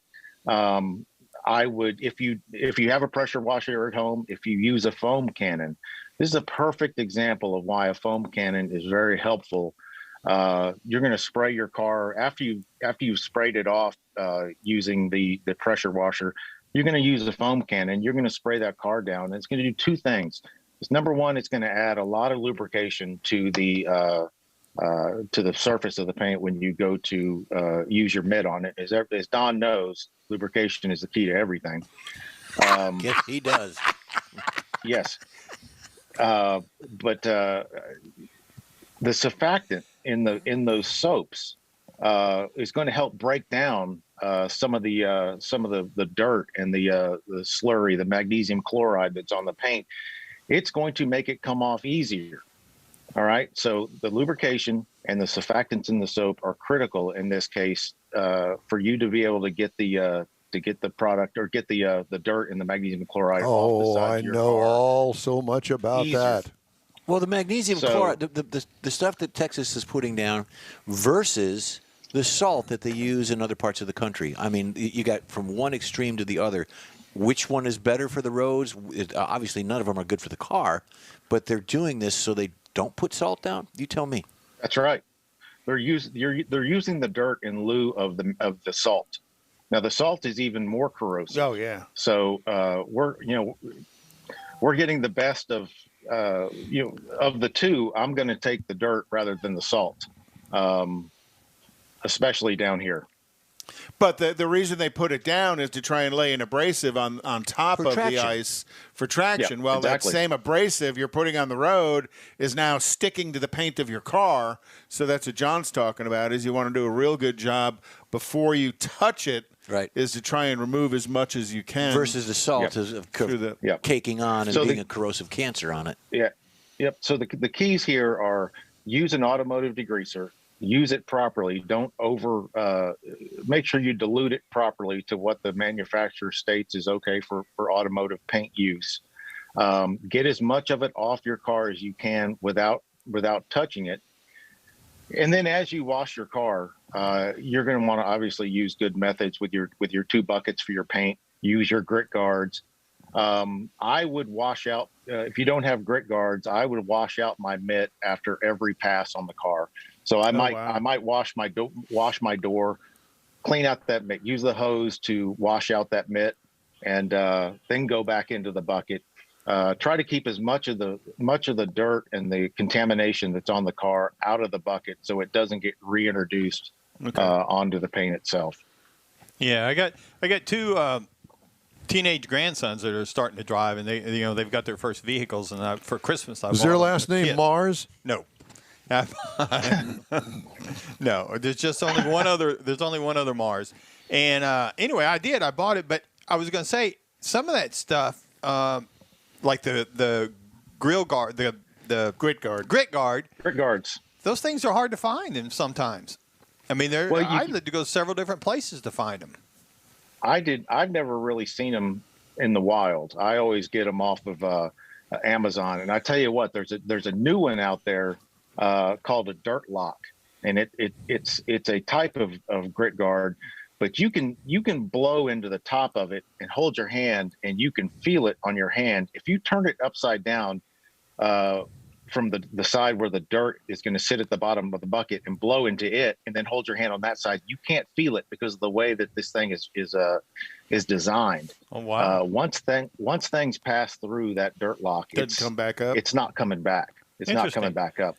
Yeah. So they're a little bit more Technology. expensive, but yeah, Amazon, Get them off of Amazon. They're called Dirt Lock. Well, the Amazon's great if you think that far ahead of time, but or particularly around Christmas. Get on Prime, Mars. Get the dollar out of your pocket. Again, if you think that far ahead. Anyway, so remember, these are things you ought to have, and you ought to use all the time if you are hand washing your car. Yeah, well, I bought them a bunch of stuff, the mitts and all that stuff, the buckets and things like that. But I finally found one, but it was just, I was surprised at how hard it was to find one. Well, Mars, stop by here, and I'll give you a couple of these Dirt Locks. What kind of suds do you use? I use a product from Fine Lab, FEYNLAB. It's called Pure Wash. And man, it's got a fantastic surfactant in it. It's the best car wash I've ever used. And it's so concentrated that, in a bucket with 4 gallons of water, I'm using 1 ounce. Oh, wow. And with with some of the stuff that you buy in some of the stores, I always tend to use more than what they want you to use because it just doesn't feel like there's enough in there. It's giving you much lubrication or whatnot. But the reason why I use that Fine Lab soap is because of the surfactant. When I use a foam cannon on a car and spray it on there, you can see that it's eating into that dirt, and it makes a huge difference. Lifting it up when it comes to lifting it off the car. Mike, yep. I got a question. It's going to be a nice day tomorrow, and the car needs a wash. Do I wash it in the morning in the sun? Do I wash it in the shade? What's an optimum time of day, heat or less heat, to wash a car outside? Well, the best time to do it, if you can be in the shade, that's always the time to do it. And it's not going to matter much if you are in the shade or out of the shade. Hang on, I just have some of my guys coming in. I'm sorry. So the best time to do it is going to be in the shade. Doesn't matter if it's daytime, afternoon, or whatnot. But the thing is you never want to do it in the direct sunlight, especially when it gets up to after 10:30 when the sun is directly above you. Houston has such hard water, and there's no telling what's in that water right now. You have water? So you want to make sure that water is not drying on your car, because it will cause mineral spotting. Right. And so make sure that you're always doing it in the shade.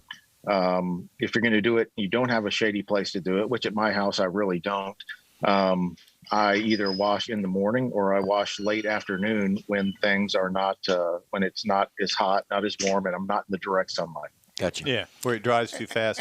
And one of the other things is never wash your car with all that stuff that's underneath your kitchen sink. No. The first thing that I hear about people using Dawn and whatnot.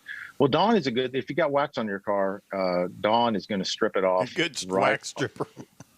That's exactly what it is. And a lot of shops will use that as a wax stripper. But also, if you continue to use it, it's going to cause your black trim to fade out because it will cause pull the oils out. You heard that dishpan hands. Right. Same thing. It's going to pulls the oils out of all the plastics, the tires. So you don't. I would not recommend using that. What do you use on wheels and tires to wash? On wheels, I use Sonex Full Effect or Wheel Cleaner Plus, and the reason why is because, and I always wash wheels first. You spray this stuff on the wheels, and I usually do one wheel at a time. It's going to start to eat into the ferrous oxides that came off your brake pads. You're going to leave that on there for 4 to 5 minutes.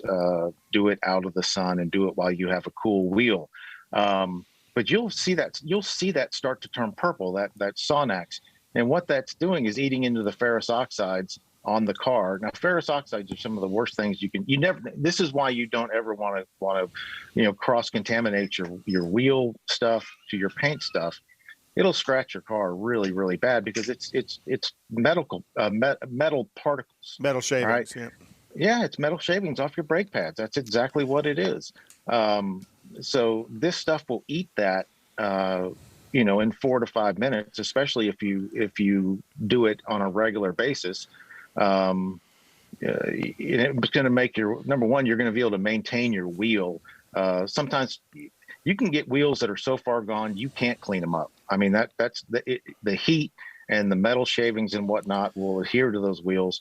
But the way to keep them looking like they're day one is to always use the Sonax Full Effect or the Sonax Wheel Cleaner Plus to keep that stuff off of there. And just as long as you maintain it, you're going to have some really, really nice looking wheels. Yeah, because most wheels have a layer of clear coat over them anymore, just like a paint surface. Yeah. So that most do. The ferrous oxides you're talking about is the brake dust is where it is. It's always been one of the big problems with vehicle transport coming into the dealerships. Cars that are parked on the transport train that are parked close to the wheels, all of that train rail dust has damaged millions of cars through the years. Man, that is job number one here. When we get a car in for coating, we're taking the ferrous. We're going to shoot it with a ferrous oxide remover that is more applicable to paint and not wheels. So it's a little less aggressive. But you would be shocked. I mean, my last GT350 I got in, it was amazing how covered. I don't know where it rode on the train car, but it was absolutely covered in ferrous oxides. You don't get that off in Toyotas and some of the Chevys with the regular white paint. You'll start to see orange spots on your paint, and that's actually rust. I mean, that's actually those ferrous oxide particles starting to get in and rust the paint on your car. And that's why you see a lot of the high-end cars now that are railed, they've got, these plastic sheets that are, applied to them, this plastic coating, or they've done spray-on plastic coating as well, all trying to deal with this damage caused by the rail dust. And Yep. So that is correct. The cleaner you're using that you're talking about, actually, when it engages the ferrous oxides, it'll change color to show you that's where it is. Yep, it'll turn purple, and you'll continue to see it like the purple spots will grow. It'll start to drip, almost like it's bleeding, and it's quite amazing to watch it. To be honest with you, especially on white paint. And by the way, you mentioned spray on, something we'll talk about next time. We are about to start testing a spray on paint protection film that is going to be a 2-part product. So you'll never have lines, you'll never have creases, seams, anything. And we'll be able to make it as thick as we want it. It's going to be amazing. John, it's always great to talk to you. Thanks so much for joining us today. And you want me to give you a call next week? Yeah, give me a call. Give me a call on Monday, Don. I got a couple cars that are going to be leaving here in the next day or so. All right, brother. But we'll get that thing taken care of. Gulf you guys Coast. Be safe. Yeah, you do the same. Gulf Coast Auto Shield, John Gray. We appreciate you, and we will talk at you again very soon. Yeah, we have a very special segment that Jeff has prepared for us. Oh. And it is a special segment. Normally, he does the pre-owned car of the week. And in light of what's happened this week with our weather and the snow that we've had, the ice that we have had, we thought that we would kind of do a tribute to the past when it comes to snow plows. Tributes. And we don't really know anything about snow plows in this area. Neither do I. But we have learned, and I know that Jeff is going to share that with us now. Okay. Well, like Don said, it's a snow plow, the history of. So we're going to get right to it. We have our first video, and I'm just going to do this here. This is for everyone out there. This is actually a crew that was maintaining the snow. Is that over in the right hand look, side? that guy's got mittens on. Oh, my. Who is that? Is that Bernie? Bernie was in charge of this crew. Wait a minute. He's sitting down doing Maybe nothing. that's Don Armstrong. Who knows? We kind of look the same, Notice don't we? that everyone with is the mask, it's hard to tell. They're all leaning on a shovel. They are. So they're government employees. There you go. So I'm going to just do my verbiage, and then we'll get into it. Please. It's all right. The snowplow, there's different versions on how to spell it and so on and where it came from, but is used for removing snow and ice from outdoor services, typically those serving transportation purposes. It is for winter service vehicles, especially in areas that regularly receive large amounts of snow every year. Specifically airfields and such that are government-owned. It can be done by a pickup truck or front-end loaders. Now, a snowplow works by using a blade to push the snow from the side to clear it off the surface. Modern plows may include technology to make it easier, such as global positioning systems, heads-up displays, and infrared cameras to actually plow areas with snow, mainly in the airports and the larger areas. So the first snow plows were horse-drawn, and I'm going to get to the video. I'm going to try to do two things at one time here. How's that? So you can just spit the gum out? Yeah. Great snow plows. Oh, look, And Bernie again, disappeared. Bernie disappeared, but there you go. But this is also a... What are the? Are they digging out a train? They're that got removing ran snow into? from tracks from the train. Oh, Is that on automatic advance or what? Oh, there you go. It was. The fat fingers again. The first snow plows were horse-drawn wedges made of wood. In the advent of the automobile, number of different inventors set out to improve existing plows. In the U.S., the snow cleared is having to be patented in 1840 for the railways. So that was where it first came in, and that's where the shot's from. However, they did it in for motor vehicles and parking lots and airports and things back in the 1913. Manufactured by Good Roads Engineering. Moving on.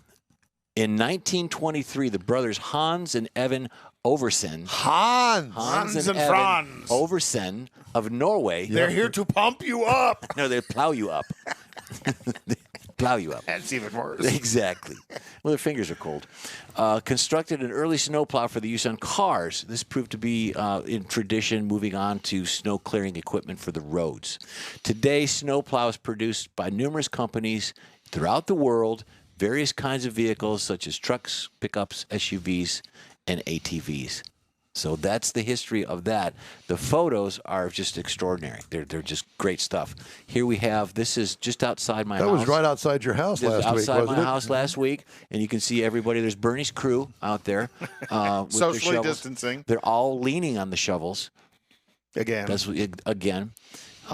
Here we have the next shot moving on. This is out in front of my house. We are very lucky that we didn't get that here. That is devastating. Yeah, that's and not uncommon to happen every now and then. Exactly. Here. Ice on the trees brings them straight down to the ground. Yep. And everything in the way. You bet. Now, here's the first one that we talked about earlier. This is a horse-drawn wooden plow through the streets. And this is more on the East Coast. I think this was actually captured in New York, but we're moving on to other places of the world. So... There we go. There we go. This one is. This is actually these next. Wasn't that thing in the movie Cars? It could have been. I think that was one of the tire changers. Giuseppe. There you go. These are all from European cities, Austria, and Sweden, and so on. The smaller streets. Exactly. Okay, we've got the next shot coming up. This is out of Kansas, actually. The conga line. The conga line, and that is a massive plow. Actually, they have it on the actual vehicle, and then, of course, to the right of the vehicle, and there's one behind it cleaning up, and then, of course, the chase vehicles behind it. Keeping people from running into the back of the snowplows. Exactly. I love this one. This is a train. This is actually in a museum. The large push with the wedge on the front of the train. That's how they used to do that in the mountain areas of Austria. I have a picture. I think that I was explaining it to you last night. Somewhere in my collection of grandfather's stuff that shows a wide shot of a train. Wasn't that large, but it was a steam-driven plane up on the plains of Wisconsin in the middle of nowhere, and they were actually plowing the track with snow. I bet that's a cool picture. It is an absolutely stunning picture. Yeah. Anyway, go ahead. Yeah, not a problem. But this is in a museum, and then of course the In Wheel Time show. The end, which is all snowed under. Yeah. Yeah. George is saying that one of the largest snowplow companies in the world is an Alamo Group. Yep. In Seguin, Texas, of all places. Well, they're made all over the world now, and we could have drill down to the minutia of ATVs having them. Can you spell it? Ford versus Chevy versus Dodge. They make certain ones for those vehicles Yeah, as well. yeah, they all offer a snowplow Right, option. exactly. You know, you showed that stopped train. That you know, there was a train that crossed the Donner Pass in 1952 that was stopped for 3 days up in the mountains above San Francisco. And the only reason I know about it is Donner Pass and all the history of that. Yeah, good eating. That was, you know, it came back and bit him again. There's racing. Believe it or not, in this ugly weather that we're having or have had here in the Houston area, there is racing, and I think Daytona has got another event. Well, this Daytona, they weekend. ran the Daytona 500 last weekend. No, there's an event this. Last weekend they ran the 500 and had like a 9-hour rain delay. This weekend they're doing the Daytona road course. So this is the first time the NASCAR Cup guys have raced on the road course in Daytona. Should be pretty interesting. Is it tomorrow? It's tomorrow. The Xfinity guys are running on it today, but the NASCAR guys, Xfinity or the Cup guys, have never run the Daytona road course again. So should be a lot of fun, and let's see who's good enough on it. And then they're going to stay in Florida, and on the 28th of February, they're going to be in Homestead, Florida. Okay. With NASCAR. The Gator Nationals is still the weekend of the 11th through the 14th for NHRA. Sebring is March 20th, the 12 hours of Sebring, and I think Alex Udell may or may not have an opportunity to drive something there, so we'll check in with him on that. All right, very good. Thank you, sir. By the way, the In Wheel Time car show streams on Facebook, YouTube, and InWheelTime.com. Podcasts available on Apple Podcasts, Spotify, Stitcher Radio, iHeart Podcasts. Do you ever listen to a podcast? Pretty good, actually. Tune in, Google Podcasts, Pandora, Amazon, and Podcast Addict, to name a few. In Wheel Time car show will continue after these brief messages. If you're in charge of your company's small, medium, or large business anywhere in the U.S., let the On Hold Company help you retain customers and promote your business on your telephone system. Promote special sales or company info when placed on hold. The On Hold Company provides custom on-hold messages with professional male or female voices, licensed background music with no long-term contract, no monthly recurring bill, and updates your messages as needed. Call the On Hold Company at 713-223-HOLD or go to onhold.net. Tailpipes and Tacos is Houston's premier cruise-in, and you're invited to join in. Whether you're a cruiser or spectator, Tailpipes and Tacos is the place to enjoy made-to-order breakfast tacos, fresh coffee, and mingle with Houston's fun car people. Mark your calendar for Saturday, March 20th for Tailpipes and Tacos at the Lupi Tortilla Mexican Restaurant in Katy, 8 a.m. to 11 a.m. Tailpipes and Tacos is free, and everyone is invited. You'll see collector cars, hot rods, customs, magnificent originals, and resto mods, all at one location. Cars from all over Southeast Texas cruise in and show off at a friends and family event at the Lupi Tortilla Mexican Restaurant on the Grand Parkway at Kingsland Boulevard, just south of I-10 in Katy. Drag racer, car enthusiast, and Lupi founder Stan Holt brings you Houston's hottest cruise in, Tailpipes and Tacos, Saturday, March 20th, 8 a.m. to 11 a.m. at Lupi's in Katy. The In Wheel Time car show will be there too. Get your ride ready and we'll see you at the Tailpipes and Tacos Saturday morning cruise in, March 20th, 8 to 11 a.m. at Lupi's in Katy, weather permitting. This is the award-winning car talk show, In Wheel Time, your weekly go-to all things automotive place. Howdy, along with Mike Out of This World Mars, King Conrad DeLong, Jeff Seekin. I'm Don Armstrong. Glad that you could join us today. And we're going to get right to this next guest. And, you know, I want to preface this conversation by saying, you know, I guess that this is kind of like the day that we kind of thumb our noses at all of those electric car guys, and God knows that they've had their own set of problems this week with no electricity. What do you do, Kevin Douglas? Hey, good morning, guys. I really appreciate you guys' show. Thanks. Although I got to tell you, on that last segment, for a second there, I thought I was tuned into the wrong place. I thought I was tuned into Wisconsin or Minneapolis. And you guys talking about snow plows and everything else. We wanted everybody to relate down here in the hinterland. Keeping it real. Yeah, keeping it real, as it were. I don't think we know what a snow plow is down here. No. Let me tell you, this week has been crazy, and us electric guys, well, my wife and I, we don't have a gas car, and you're thinking, oh my God. What happened? Well, we live in Houston, and my mom lives up in Austin, and she's 95, and I needed to get up there to help her out. So I drove up there on Saturday, 173 miles in my little Chevrolet Bolt EV, stayed up there the whole week, and drove out, went and got groceries and other stuff, and then drove back yesterday, another 173 miles back here, all electric. And so, you know what? It works just fine. As a matter of fact, my brother-in-law went to gas up his 4Runner, and he had to go to 3 gas stations because 2 of them, the first 2 he went to, the power was out and there was no gasoline. So there you go.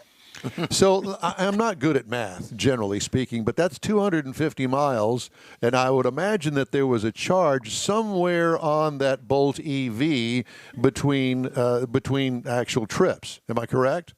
Oh, yes, sir. So you did find electricity up there.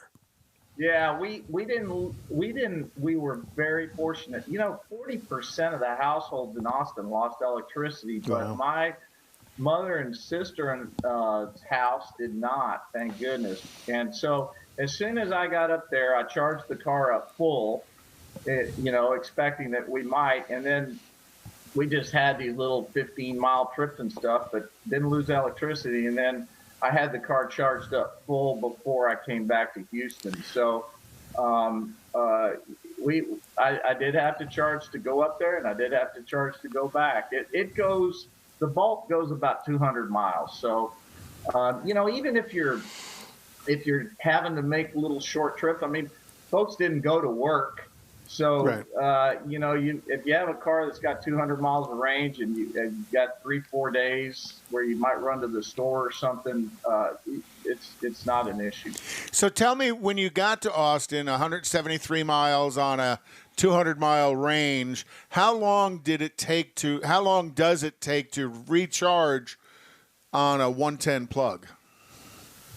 So I didn't charge it on a 110 plug because my sister and brother-in-law also have electric vehicles. Oh, okay. So they have a little charging station on 240, and so it took about 6 hours to get the car. Oh, that's not bad. That's not bad at all. Did it take longer because it was so cold, or did the cold have any impact on your charging? The cold does have impact.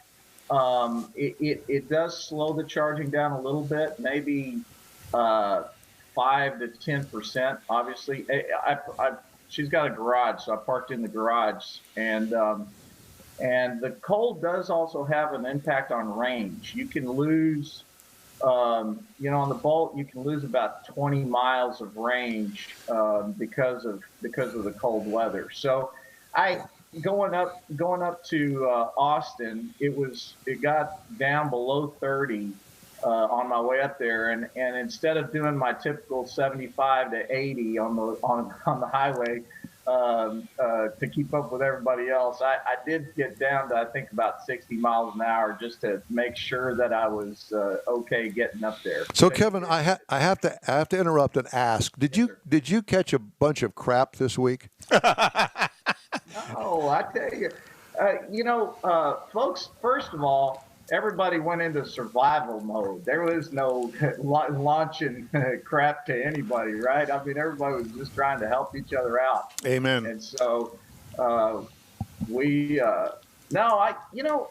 been doing this for 20 years, and it's amazing how much more interest there is in electric vehicles just in the last few years. It's really been. It's really interesting. Well, there needs to be a lot of interest because every manufacturer is spending billions of dollars on electric cars that are going to be flooding the market here in the next couple of years. And I would imagine that they got a lot of splaining to do, Lucy, especially after we've had all of this week. Is the infrastructure in place to charge all those cars if we do go that volume of electric cars? You hear Elon Musk, the owner of Tesla. You hear Toyota fussing about it. You know, they have rolling brownouts in California because they can't produce enough electricity, you know, and that didn't have anything to do with weather. And then you have the issues here with weather, which is kind of specific to that. But let me ask you another question on, you know, have you read all of the articles about the Ford truck and how they were taking the generator on those Ford trucks and powering their houses? That's a pretty creative turnaround on the Ford truck as well. Absolutely. You know, one of the things that if you have a hurricane event or something, people go get gasoline, people, you know, get ready for it, and you can charge these vehicles up. And then I actually put a 2 kilowatt inverter on our cars at home on the 12-volt system. If we have a power outage, I can actually power the fridge, the computer, the TV from your Bolt. From my Bolt, absolutely. Oh wow! You just run it off the 12 volts, and the 12 volts is run off of the big battery, and I hold in my EVs. I hold 140 kilowatt hours of electricity. So imagine, you know, they talk about battery storage for stabilizing the grid. We've got electric vehicles have a ton of energy in their vehicles that can be used, and it's called vehicle to home or vehicle to grid, and that's what that Ford was using. And Centerpoint had some pickups that actually had a big battery pack in them that they would be able to power up tools and other things off of the vehicle. So it's definitely something that's coming. It's going to harden the grid. You know, this was just us getting kicked in the teeth because of a lot of reasons that we're not really that well prepared. But we're gonna learn from this and make the grid a better grid. And also, there's great opportunities in what they call distributed generation and distributed capacity, and that's coming. That's going to be a great. In the 50s, we didn't have air conditioning, and they built the grid so that we could all have AC. If you talk to old Houstonians, you know, they had open windows and sat on the front porch, and then we had air conditioning, and we built the grid for that. We will get the grid built, and with the storage capacity of electric vehicles, it's actually going to be better. Be interesting to see how that coordination comes together of the EV owners when disaster strikes, turning around and being the supplier of a limited amount of power back into the grid to keep things from going haywire. Absolutely.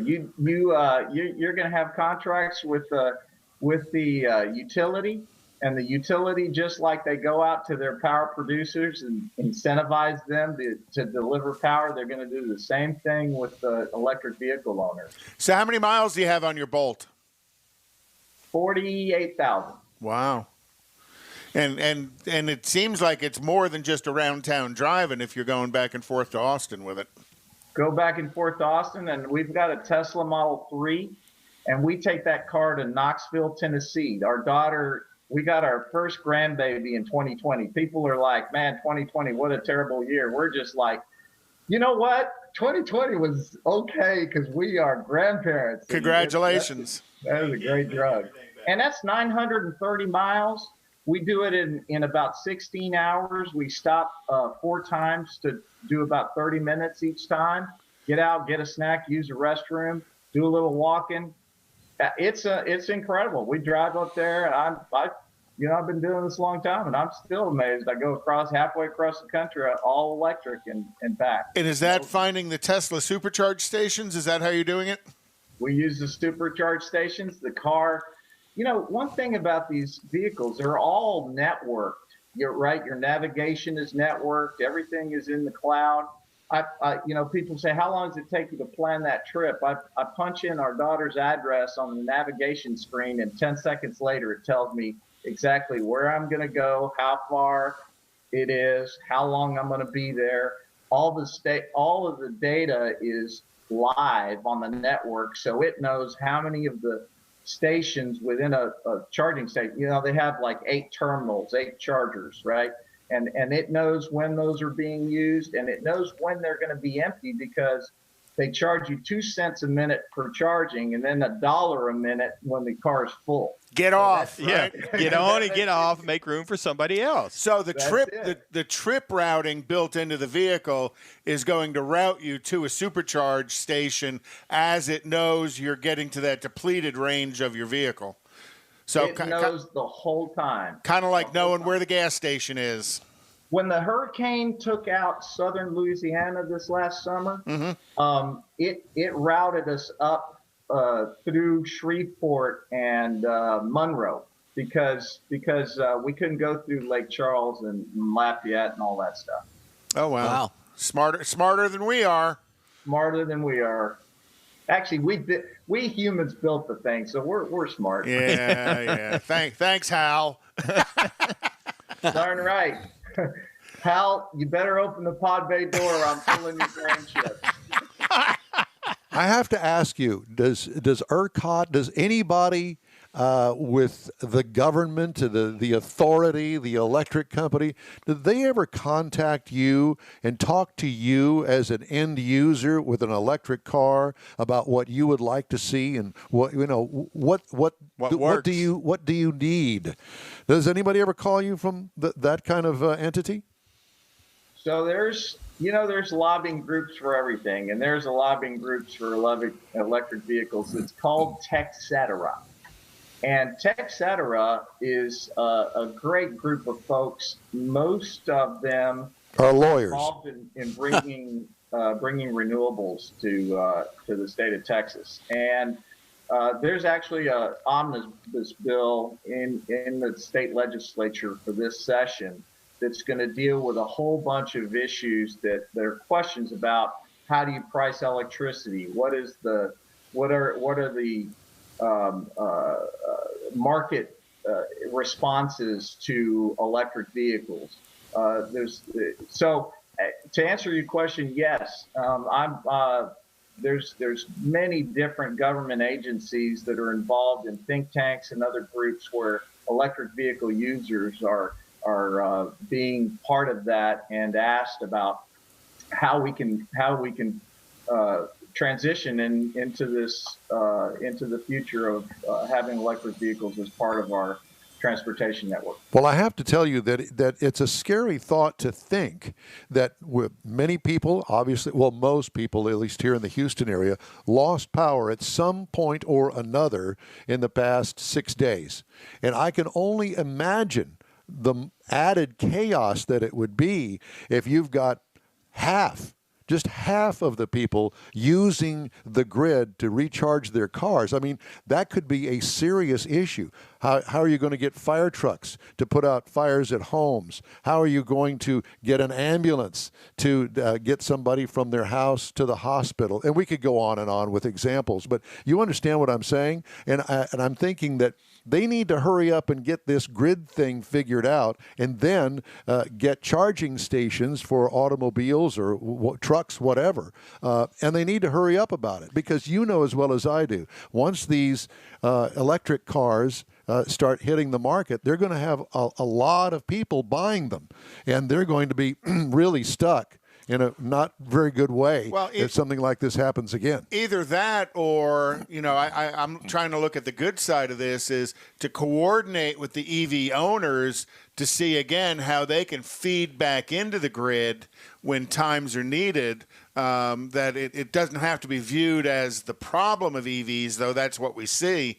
It can also be but that's going to take coordination between those in power and those with power. Yeah. Touche. No, it's going to be. Look, guys. I mean, it's all about information and incentives to the marketplace, and the way this is going to work is that you're going to have notices that go out to people, and folks are going to have their cars charged up. They're going to charge before the events happen. This is 2021.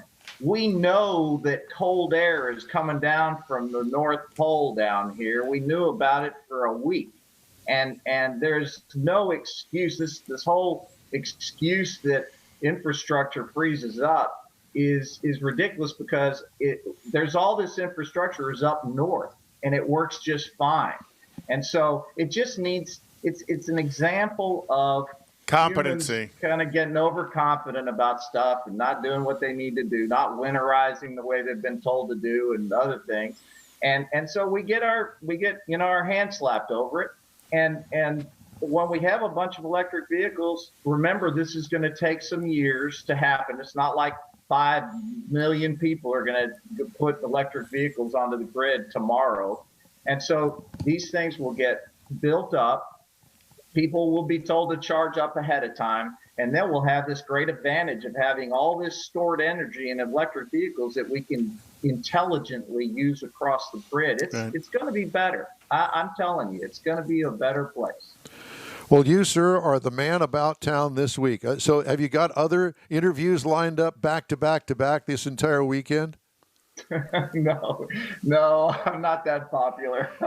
But I'm sure that I will have my opportunities to visit. We just had unfortunately, a bunch of stuff got canceled this week. So we've got meetings with Texetera and Evolve Houston and other things that are happening either this week coming up or the week after that. I also have a real job, so I fly airplanes for a living. So it's not like I can do this stuff full time.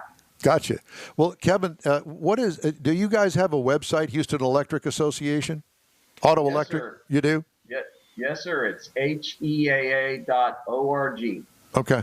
Because I know that you'll have some answers up there. I know that you'll be addressing all of this, and you'll also be saying, well, I explained all of this on the In Wheel Time program on Saturday, and you missed out. No, they can listen to the podcast next week. That's right. Thank you.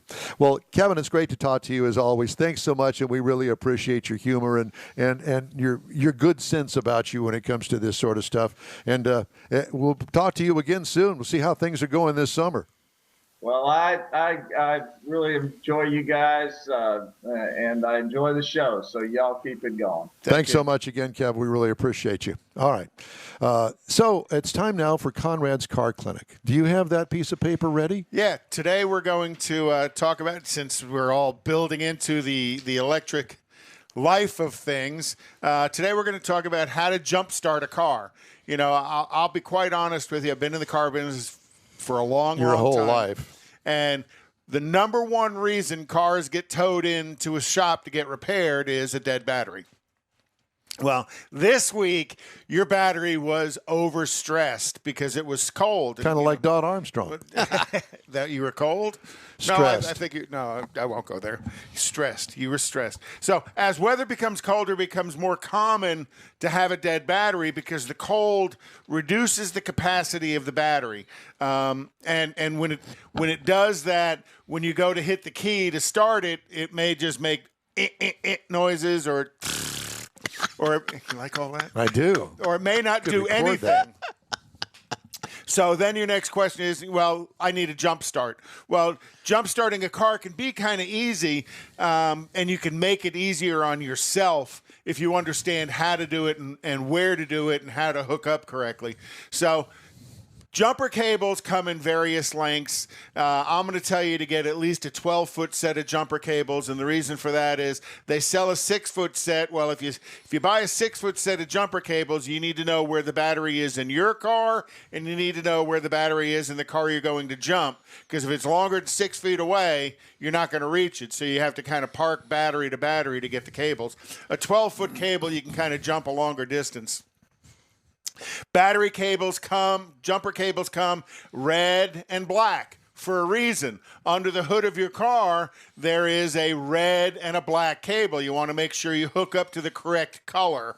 Otherwise, you can cause catastrophic damage to both vehicles if you're not really if you don't kill yourself first. But you don't always hook it battery to battery. There are some vehicles you hook to the frame versus right, and that's or a charging post rather than there's most cars today have a charging post on them where it's going to have like a little red cover on it, and you're going to pull that little red cover off of it and hook the jumper cable to it. Now, what you don't want to buy are jumper cables that are just all copper.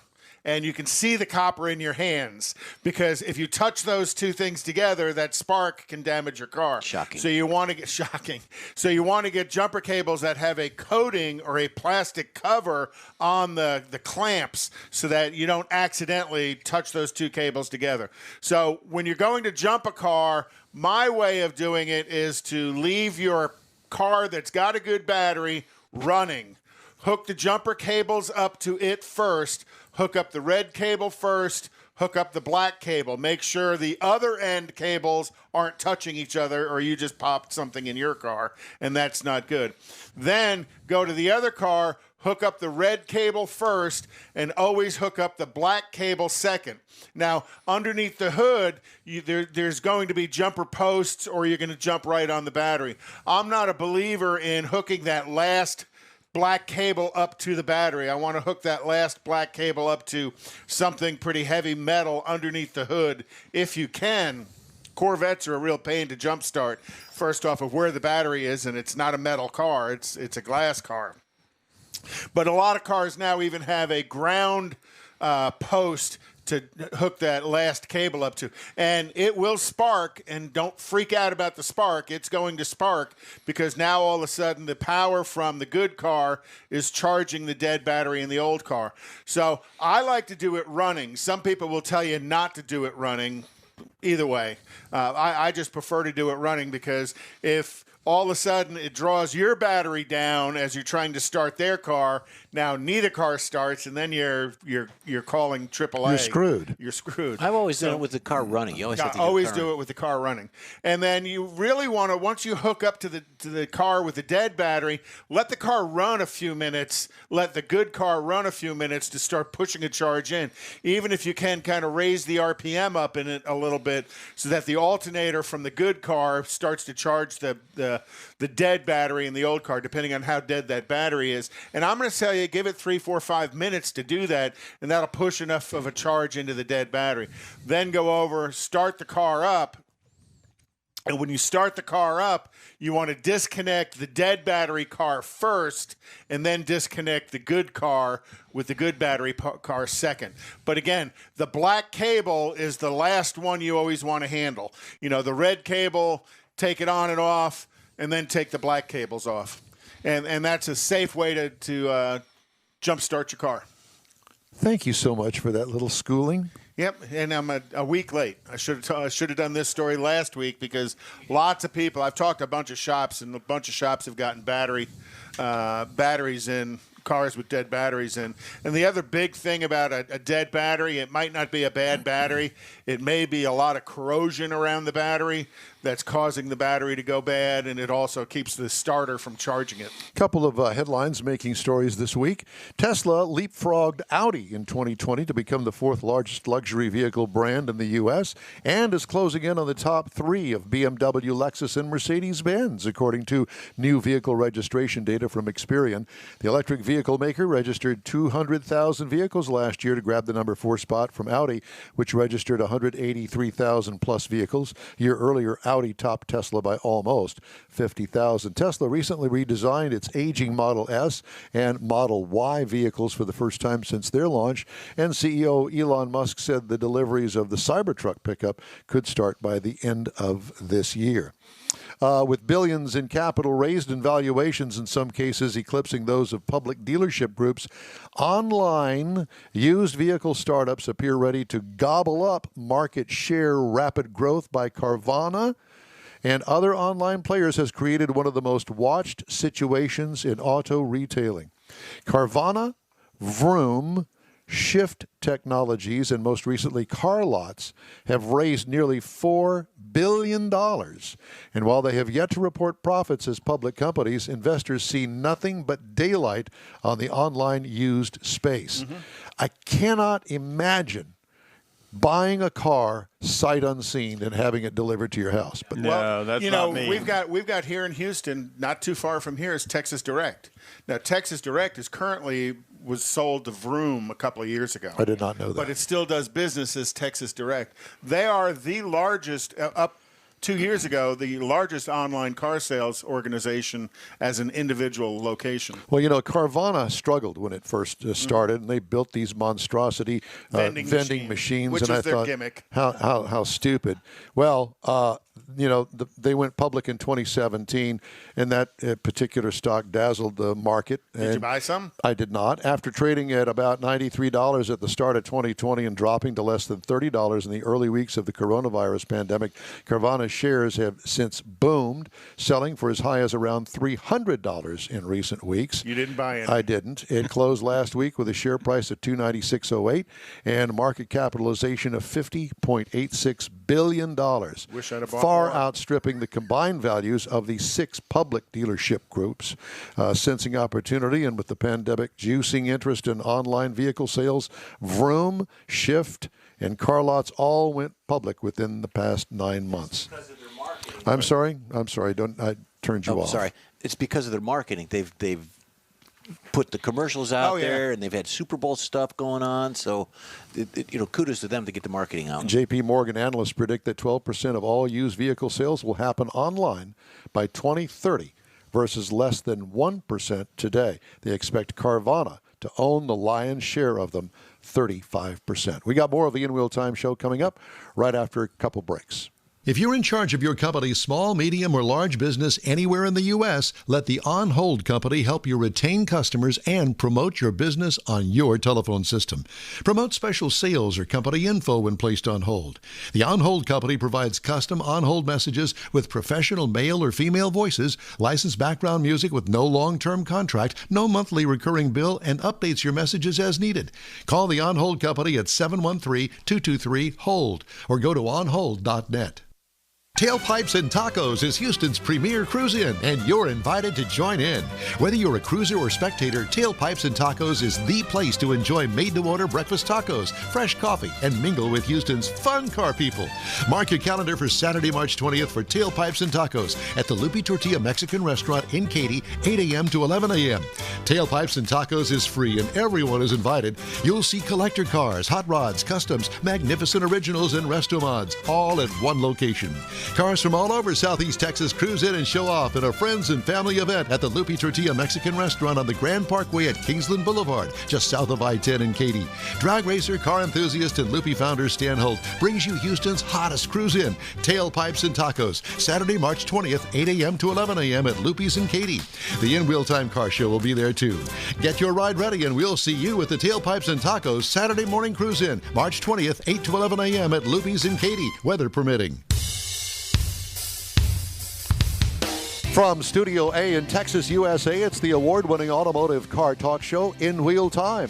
Just ahead, a review of our car of the week, the 2021 Ford F-150, the one with the electric generator. Yeehaw! A look at our weekly events calendar, and we'll have the stories making automotive news headlines this week. That and more just ahead on today's In Wheel Time car show for Saturday, February 20th, 2021. Howdy, along with Mike out of this world, Mars, King Conrad DeLong, Jeff Zekin over there in the corner. I'm Don Armstrong. Glad that you could join us today, and we're going to get right to it because I really want to talk to Mr. Mike. Mike, I want to make sure I got your name right. Is it Monticello or Monticello? We usually say Monticello, but honestly, it probably should be pronounced Monticello. I had a cross-country coach back in college that used to always say Monticello, and he was the only one that said it that way, but I kind of liked it. Well, I actually kind of like Monticello. It's like I got smart all of a sudden. I don't know. Huh? Let's change it to that. Today, we're changing my name. Monticello it is. Let's just call him Mike. Mike is with Consumer Reports, and so glad that you could join us today. We really do appreciate it. And we wanted to talk to you today about advanced safety systems on automobiles. And man, what a long way that has come just in the past few years. I mean, things have progressed really rapidly. And I wanted to ask you, so give us kind of a brief overview and let's get into this for a little bit.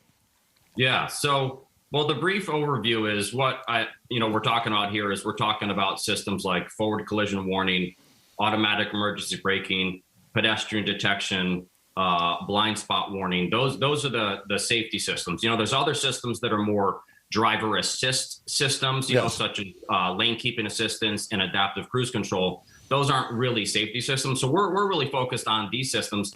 And automatic emergency braking is one of those systems that, a whole bunch of the manufacturers got together a few years ago and kind of made this voluntary agreement that by 2022, a vast majority of their vehicles were going to come standard with this. And Consumer Reports was involved in that. And, they did that because it seemed easier. If they tried to do it through regulations, you know how that goes. That takes years and years. So credit to the auto manufacturers coming together and saying, okay, we're gonna try and do this. And, these systems are proven: forward collision warning, automatic emergency braking, and rear cross traffic warning. That's the system. And we can go through all these systems if you guys want to explain exactly what they do. But these are the systems that have been proven to actually reduce crashes. And that's what it's all about. Well, I have to tell you that the first one that I really appreciated was the blind spot warning system. And I think that it really, as far as mass market is concerned, I think that it was probably the first one to get in almost every vehicle around. I still use it. It's wonderful. Just the little yellow light in my side view mirror over there tells me everything that I need to know.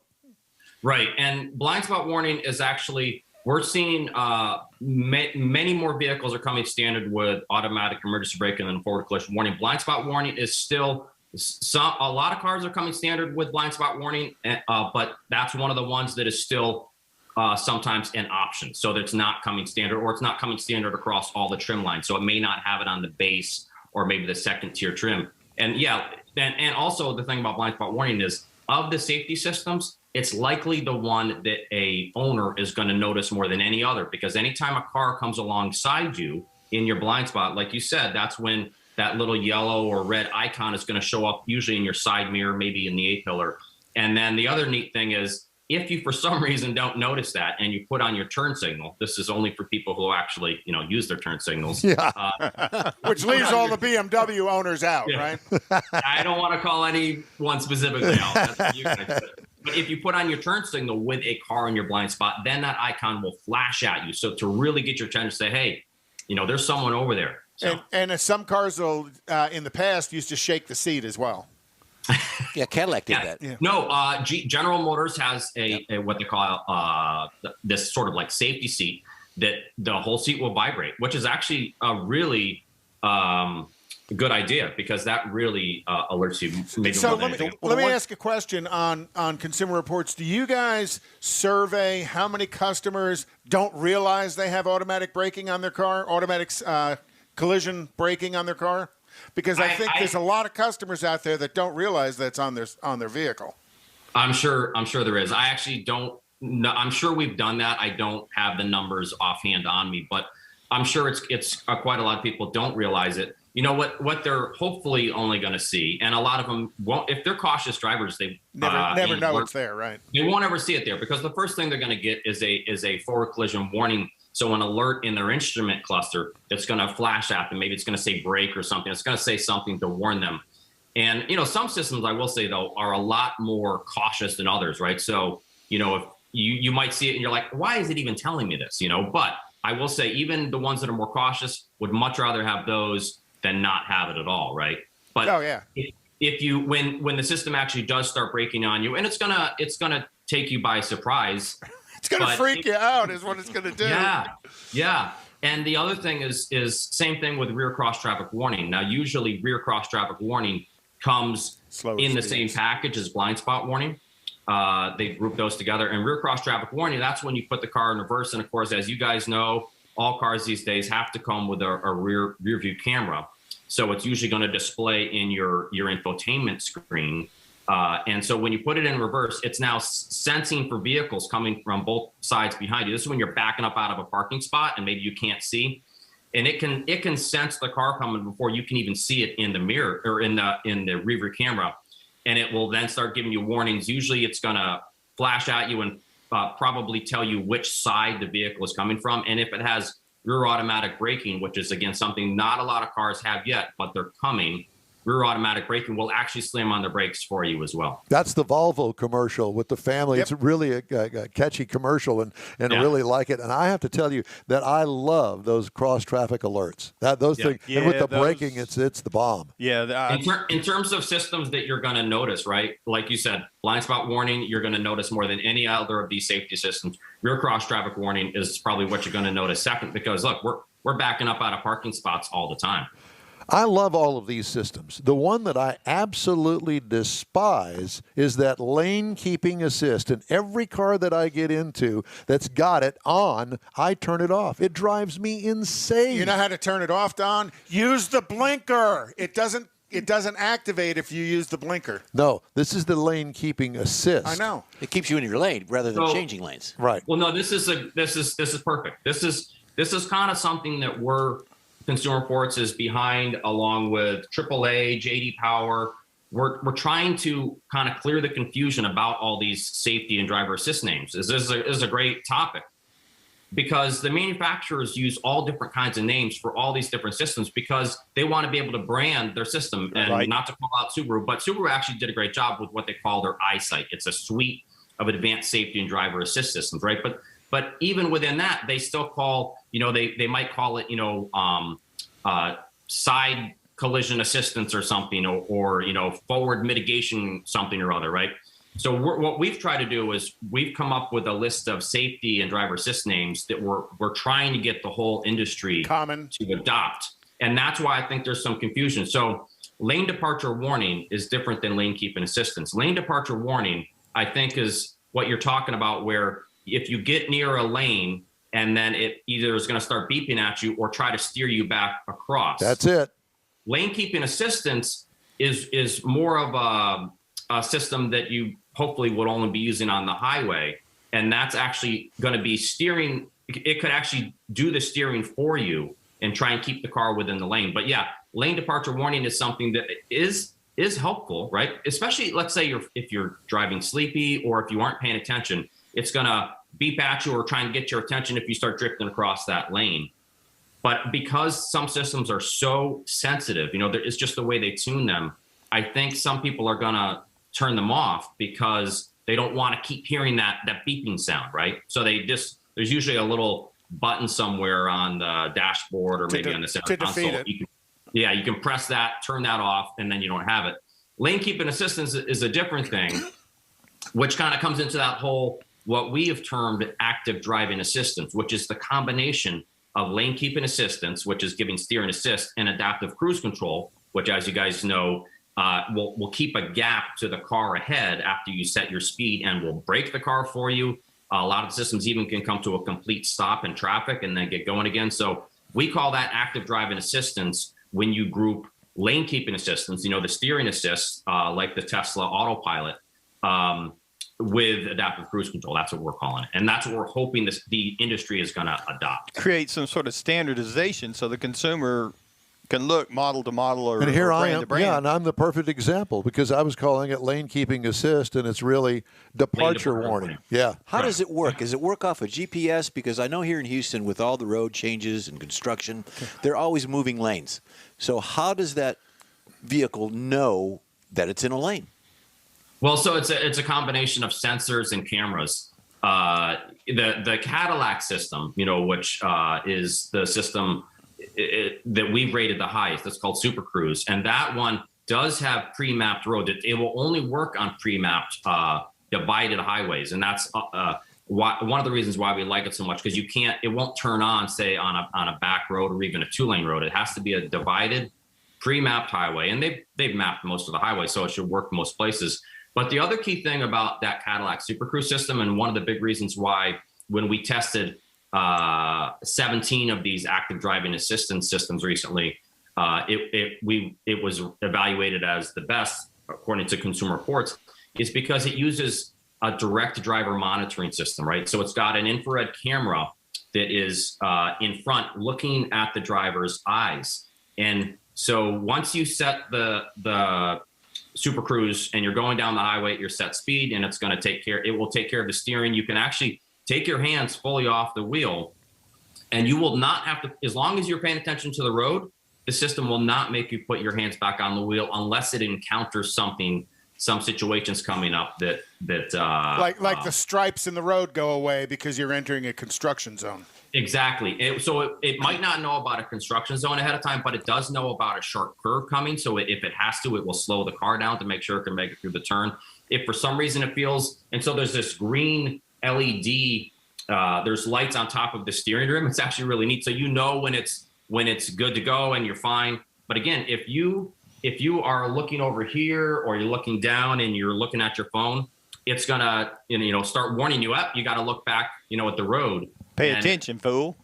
Exactly. Most systems, the way they do it is could be 5, 10, sometimes even a couple minutes. They'll just flash on the instrument cluster that, you need to put your hands back on the wheel, but it doesn't really know whether you're looking at the road or not. And that's why we think this direct driver monitoring is where, as far as safety wise, that's where we think the automakers really should go. Yeah. Mike, what do you do when you test these cars for all of these safety systems? How do you go through all of this and set up some sort of parameter, some sort of rules that you're going to judge them all the same? How does that work?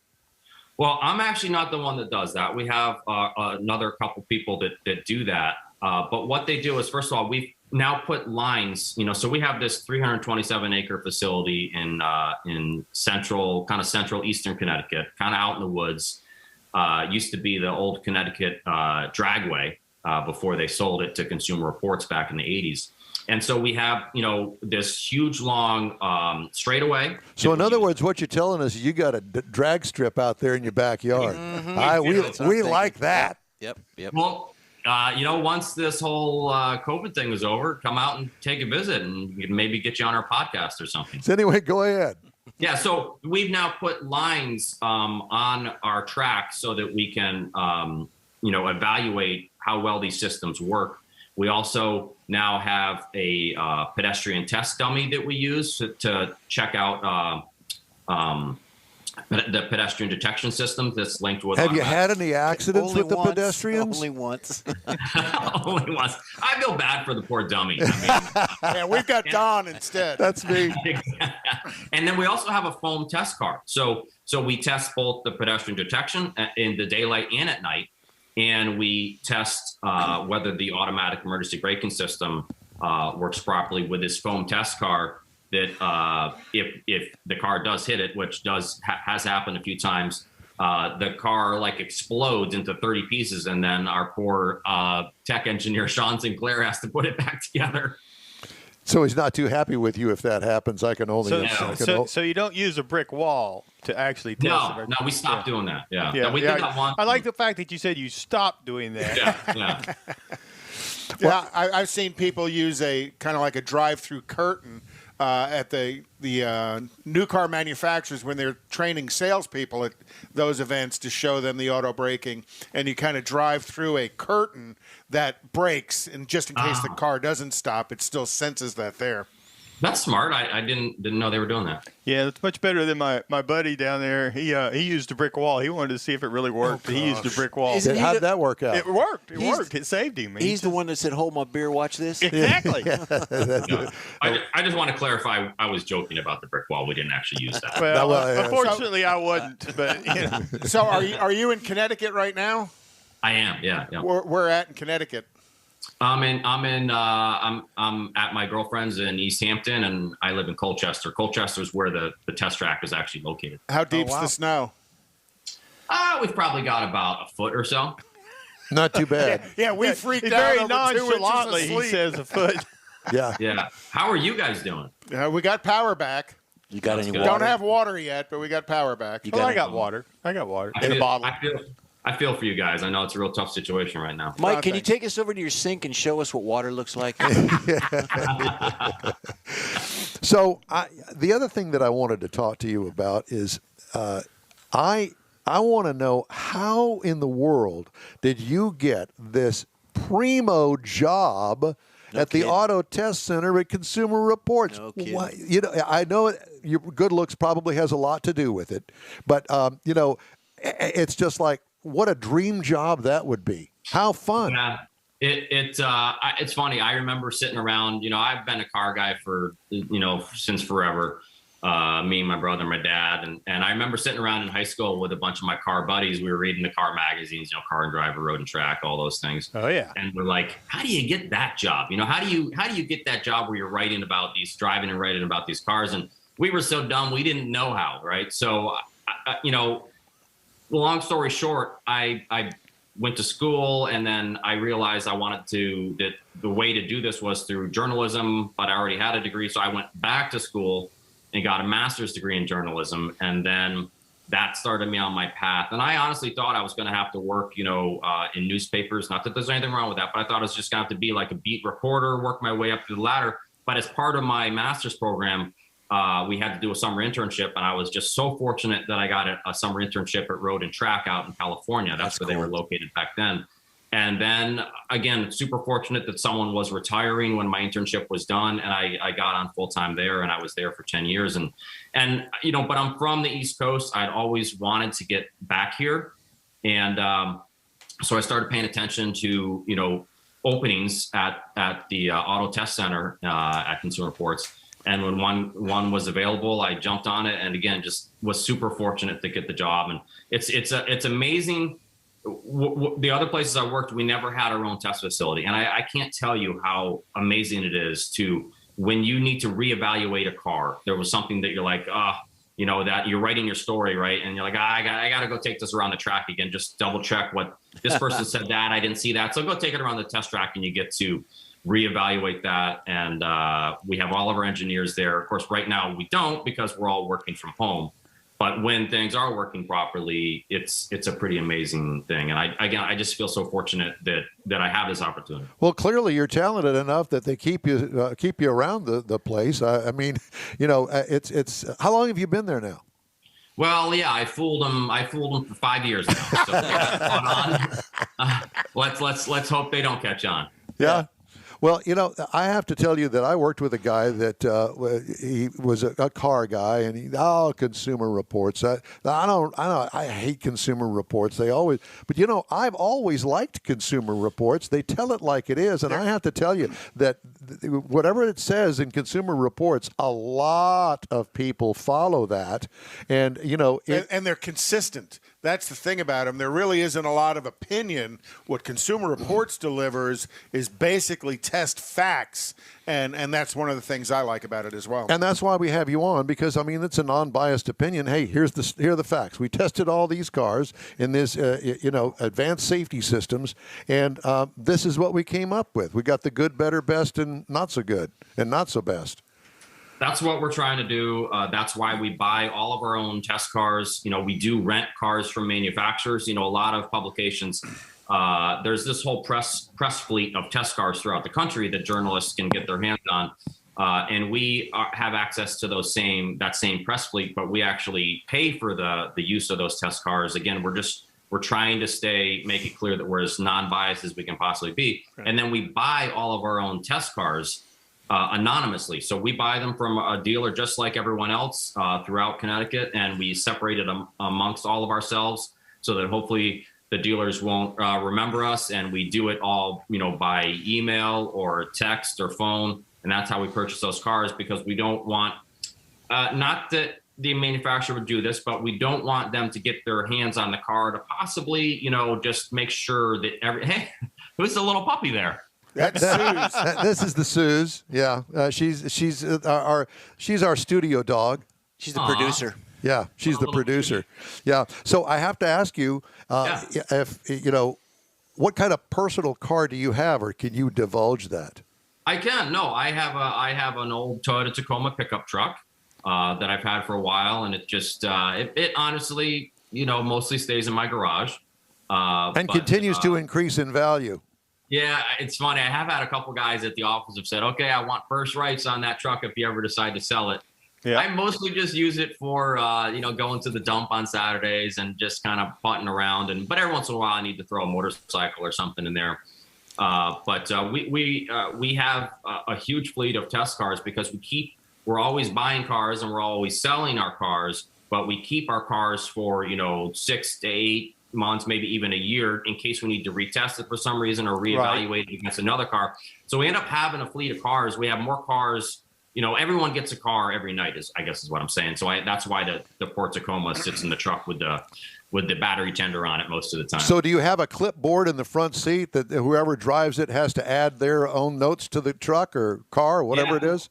So we used to do that where every car had a logbook, and now we switched over to a digital logbook, which honestly is so much easier because, first of all, no one could read my writing anyway. So they were, we have these logbooks and write them in by hand.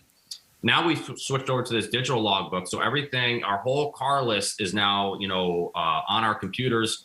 And so what I do is once I finish my road evaluation, I sit down and I just type all my notes into this logbook. I can see everyone else's notes on, driving positions, seat comfort, rear seat comfort, access, powertrain. Everyone puts their notes in. Everyone can read everyone's notes. And I got to say, I think you guys are going to be talking about the F-150, the 2021 F-150. Yep. That truck, because we had the optional work console thing, yes. where the gear selector folds down when you're in park. It slides into the console. Yeah, and you have this big laptop. That truck was the easiest note inputting truck because I'm just sitting there with my laptop on that laptop thing. It worked perfectly, I got to say. For putting my notes in, that was the easiest notes I ever put into any vehicle. Mike, we can't tell you how much we appreciate it. What a wealth of information you are, and I have to tell you that we got to have you back. So let's plan on having you back here in a few months and see what you got cooking. Okay. I would love to come back. Thank you so much for your time, guys. Thank you. Really appreciate it. And I hope you get your water back soon. Yeah, we're all hoping for that. Thanks again. Mike Monticello, the Consumer Reports Advanced Safety Systems guy. Great interview, and we really appreciate him taking the time. Time now for this hour's car review, and like Mike said, it's time for the other Mike to talk about the Ford F-150. Mike and Mike. Yeah, buddy. Let me do that right quick. So we're talking about. Well, did we interrupt something over there? Yeah, you did. Sorry to bother you. I'm trying to just, we're trying to go from Mike to Casey at the same time. We're trying to do all this. Got lots of finger things going on here. I have that problem too. Yeah. And that finger was cold. And dirty. Stop. Don't go there. We're talking about the 2021 Ford F-150 Super Crew Hybrid. Now, when I say hybrid, Ford calls it a power boost, and we happen to have it in the King Ranch trim level.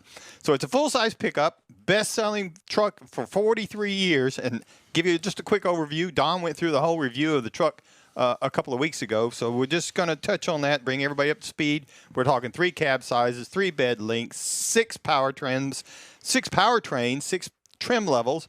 And then there's the Raptor all by itself.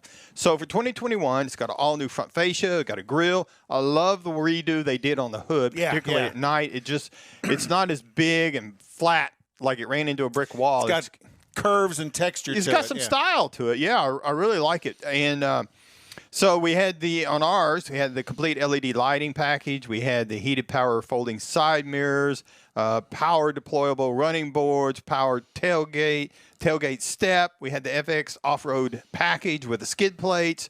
We had the twin panel moonroof. And really where it really gets nice, and we were rolling on some nice 20-inch wheels, but in addition, we had the Pro Power package. Now, this is part of the Power Boost. Now, this is where you're going to find the 120-volt or a 240-volt outlet that's inside the bed. Now, this comes from, there's 2 different packages, a 2.4 level kilowatt and a 7.2 kilowatt outlets. Now, according to Ford, you can literally, well, I'll tell you what, because of the way we got the picture set up, my bad. This interior here, we'll get to the power in a minute. Interior, we were running on the Kingsville leather, all new interior, Kingsville leather, King Ranch styling. We had cotton. High cotton. That is nice. beautiful. Front row is heated, ventilated. Second row is heated, 60-40 fold-up seats. The front row this year, you can actually get an option to where the front seats will lay down literally. That's what it looks like. It looks good. Yeah. I mean, it really kind of lays out there really nice. And Great screen, too. Nice big 12-inch screen. Now, this is vertical instead of this is horizontal instead of vertical. So the standard screen's 8. This is the optional 12. And it's got all your convenience controls in it. You're going to have the 360-degree camera package to where you can see all the way around it. It's the new infotainment system. This is the Sync 4. And one of the things I really liked about the landscape layout of the 12-inch, versus a horizontal is there's room for buttons and knobs down below it to where you're not really got them tucked down so low, and I really like this arrangement. Now, we also have, as you can see, there a 12-inch gauge package there behind the steering wheel, and so it's your digital package, so you got lots of options on how to create it and work it up. Now, you'll also see right here is a good shot of the optional workspace that Mike was just talking about that you ran into that he was using, and it's got a deal to where the shifter will fold down into the console to get it out of the way. So you've got literally a tabletop right here. You can see it where everything kind of lays out and the shifter's gone. That's cool. And of course, you got to be in park to do it. But it's really a nice place if you're working, taking notes, whether like him or you're out on a construction job or whatever you're doing. It really works out really nice to do that. Makes a little workstation for you. Yeah, that's exactly what it is. And so you get up under the hood. Now, this is where it gets really interesting because this is where you're going to find it's a 35 kilowatt electric motor that works with a 3.5 liter twin turbo EcoBoost V6. Now, what this does, it combines together for 430 horsepower, and it's backed by a 10-speed hybrid transmission. This is a transmission they've adapted and made it specifically for hybrid driving factors and how it all works together. Now, package it all together, and you can tow 7,300 pounds with this vehicle. It'll tow up to 12,000 if you get it equipped right. EPA says you should be looking for about 25 in the city and about 26 out on the highway. 700-mile range with a 30-gallon tank that comes with it on the hybrid model. And one thing I'll say, you never notice it shifting from one to the other. Electric to gas, you just don't ever see it. You don't feel it. You got to really look at the gauges to do it. It's quiet. It's smooth riding out on the highway. The battery located under the rear seat is kind of helps with the balance of the vehicle and the weight distribution. And then it's also got a couple of things. The Active Park Assist 2.0 in it was real interesting. And it's got an intersection assist that I hadn't heard of before or haven't paid attention to for left-hand turns. If you're making a left-hand turn with the left-hand turn blinker on, it senses if there's a vehicle coming towards you, it'll stop you or it'll let you know that there's a vehicle coming. You shouldn't be making that left-hand turn in traffic. That would have helped me. Yeah. So right here is a good shot of the electronics that everybody's talking about in this vehicle. You got a choice of it's 120 volt, 240 volt, either one. You can get a 2.4 kilowatt, but we had the 7.2 kilowatt generator battery package. Now, here's where it gets interesting. According to Ford, you can run a plasma cutter, a TIG welder, a chop saw, air compressor, an angle grinder, and a work light at the same time for 32 hours, up to 32 hours. You're a busy guy doing all of those. Well, I mean, that's what it's you can. That's how much load you can put on this thing. And, how much is this thing? Oh, we haven't got to that yet. Well, we need to hurry up. Oh, okay, my bad. So, actually, to be honest with you, I didn't get a price. It's not on the Monroney. Okay. But I did do some looking. If you go out and you look, a loaded Platinum is easily going to hit you $70,000, right? Yeah. All right, so you add it into the options and stuff. I looked at a couple of different websites, and it's going to bump right at close to $80,000 by the time it actually rolls out. Now, that's going to, if you go and compare it off to the others. But with the big power generator, you could have kept your house powered up. Well, exactly, and that's one of the things we talked about earlier about Ford actually tried to loan out a few of them. The problem was there's not that many of them out there, but you could do that. And because people were bragging about that's what they were doing. Absolutely. I don't know. All right. Thank you, sir. The In Wheel Time Car Show streams on Facebook, YouTube, at InWheelTime.com. Podcasts are available on Apple Podcasts, Spotify, Stitcher Radio, iHeartRadio, iHeart Podcast, TuneIn, Google Podcast, Pandora, Amazon, Podcast Addict, and others. In Wheel Time Car Show continues right after this quick break. Tailpipes and Tacos is Houston's premier cruise-in, and you're invited to join in.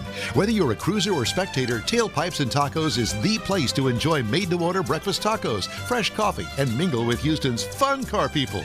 Mark your calendar for Saturday, March 20th for Tailpipes and Tacos at the Lupi Tortilla Mexican Restaurant in Katy, 8 a.m. to 11 a.m. Tailpipes and Tacos is free, and everyone is invited. You'll see collector cars, hot rods, customs, magnificent originals, and resto mods, all at one location. Cars from all over Southeast Texas cruise in and show off in a friends and family event at the Lupe Tortilla Mexican Restaurant on the Grand Parkway at Kingsland Boulevard, just south of I-10 in Katy. Drag racer, car enthusiast, and Lupe founder Stan Holt brings you Houston's hottest cruise in, Tailpipes and Tacos, Saturday, March 20th, 8 a.m. to 11 a.m. at Lupe's in Katy. The In Wheel Time Car Show will be there too. Get your ride ready and we'll see you at the Tailpipes and Tacos Saturday morning cruise in, March 20th, 8 to 11 a.m. at Lupe's in Katy, weather permitting. This is the award-winning Car Talk Show in Wheel Time, your weekly go-to all things automotive place. Along with Mike Out of This World, Mars, King Conrad DeLong, Jeff Zekin, I'm Don Armstrong. So glad that you could join us today. Casey, ready? Almost. Give me 30 seconds. No. Can't give you 30 seconds. You had 30 seconds. You ran over by 30 seconds. You ran over by 2 minutes. Oh, sorry. Yes, yeah, she is ready. Yes. Okay, very good. My bad. So our next guest is Casey Catino, and she is the Lady Chaos Car Club. Casey, good morning to you. Hi, good morning. How are you? Thank you for having me. Well, thank you. How's the? Are you warm up there? Do you have electricity? Yes, honestly, it's a little hot outside. I'm not gonna lie to you. It's a little warm. Well, where How are about y'all? where are you? I'm in Spring. Oh, it's warmer up north than it is down here in it's still Snoogie pretty Land. Chilly down Yes, here. I'm in Spring in the Conroe area. Okay, well, very good. The Lady Chaos Car Club. I have to ask, who came up with that name? Okay, so I actually came up with it back in August. That's when we became an organization for cars. And it came from a quote. Because during a pandemic, we have so many different things happening that are both positive and negative. And overall, we kind of need something to distract us a little bit. So we all have our own form of chaos. So it came from a quote that's by Ann Anderson. Chaos is a catalyst for change and creativity. So that's how I kind of came up with the name. And it just hit me immediately from a quote. Very and nice. Our coordinators, they have their own quotes too that relate to a chaos quote for our crew that basically have to do with their life and everything they've been living through this past year. Well, I have to tell you, a clever name. It's catchy. We love it. We want to know, though, more about the car club. Is it ladies only? Okay, so absolutely. At the moment, yes. Lady Chaos Car Crew is a ladies only organization. It is meant to be a safe haven for women who love their different rides. When we accept all makes and models, from, a Pinto, which I think is awesome, to even motorcycles. We are lady only based right now because it's our corporation of our organization, but yes. I do have a mixed car crew that is now being started, and it's called Chaos Car Crew. So that's for men and women to be a part of. And the same thing applies, accepting all makes and models. And years? And years, absolutely. I'd love to have me some oldies in there. And you guys are having a meet. Is it today or tomorrow? Tomorrow, I think. We have a meet tomorrow that's going to be at the French Press Coffee over off of 1960. It's going to be at 9 a.m. Oh, my gosh. Yeah, You got to get out of bed and go. Well, once you get there, you can have coffee. And I can't because it's ladies only right now. Well, she said that they accept oldies, so all of us could be. I guess so. Yeah, we don't have to worry about the male-female thing. We just got age. Yeah, we aged There you ourselves go. in. Yeah, Well, exactly. we do have family-friendly events all the time. Everything we do is family-friendly based. So my husband, who's actually part of the Chaos Car Crew group, he comes to all of these events with me. But if we want to do a ladies only type of event or a cruise, something of that nature, we can. But overall, kids are welcome, family members, because some of those family members love cars just as much as we do. And of course, pets are welcome, as I see your dog in there too. Yes, yes. The Suze is in here with us. She is the studio dog, and she is the queen in here anyway. So, what kind of car do you have? Oh, here we go. Okay, so I love cars. I have a 2012 Fiat 500C. That is my daily driver because I work in downtown Houston. I'm a licensed veterinary technician.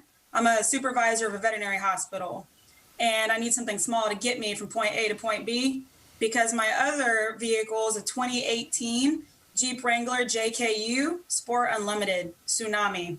She is my pride and joy. I'm working on building her. We're going to go big or go home. She is kind of well renowned now over in this area for her mermaid scales on the outside. They're pretty large and they're holographic. My husband has a 2019 Mustang 5.0 that we've been tricking out as well. So we're kind of becoming our own mini garage of vehicle collectors. And we have more in the future we want to obtain. So everyone jokes saying it's Casey Leno's garage because it's totally going to be. Casey Leno. There you go. I like that. Yeah. Yes, it's definitely something big. How many members are in the club?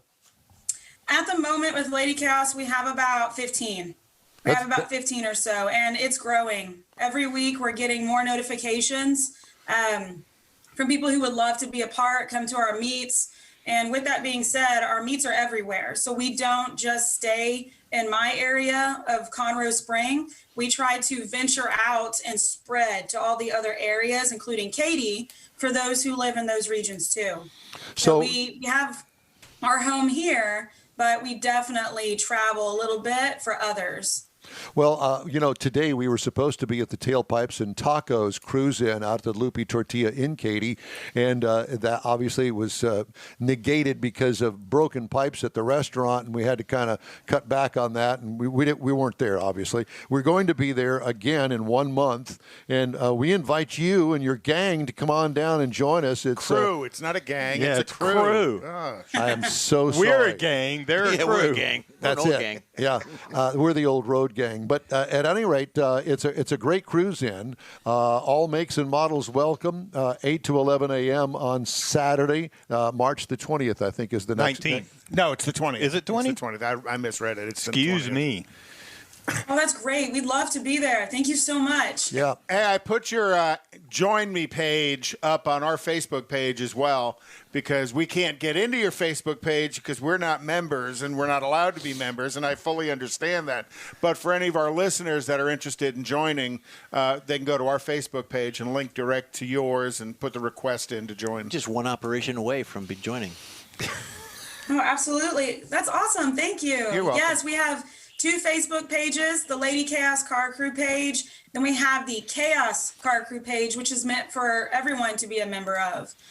We also have our Instagram pages. So we have different coordinators. We call them Chaos coordinators. So besides myself being the vice president, I do T-shirts and decal making for our groups.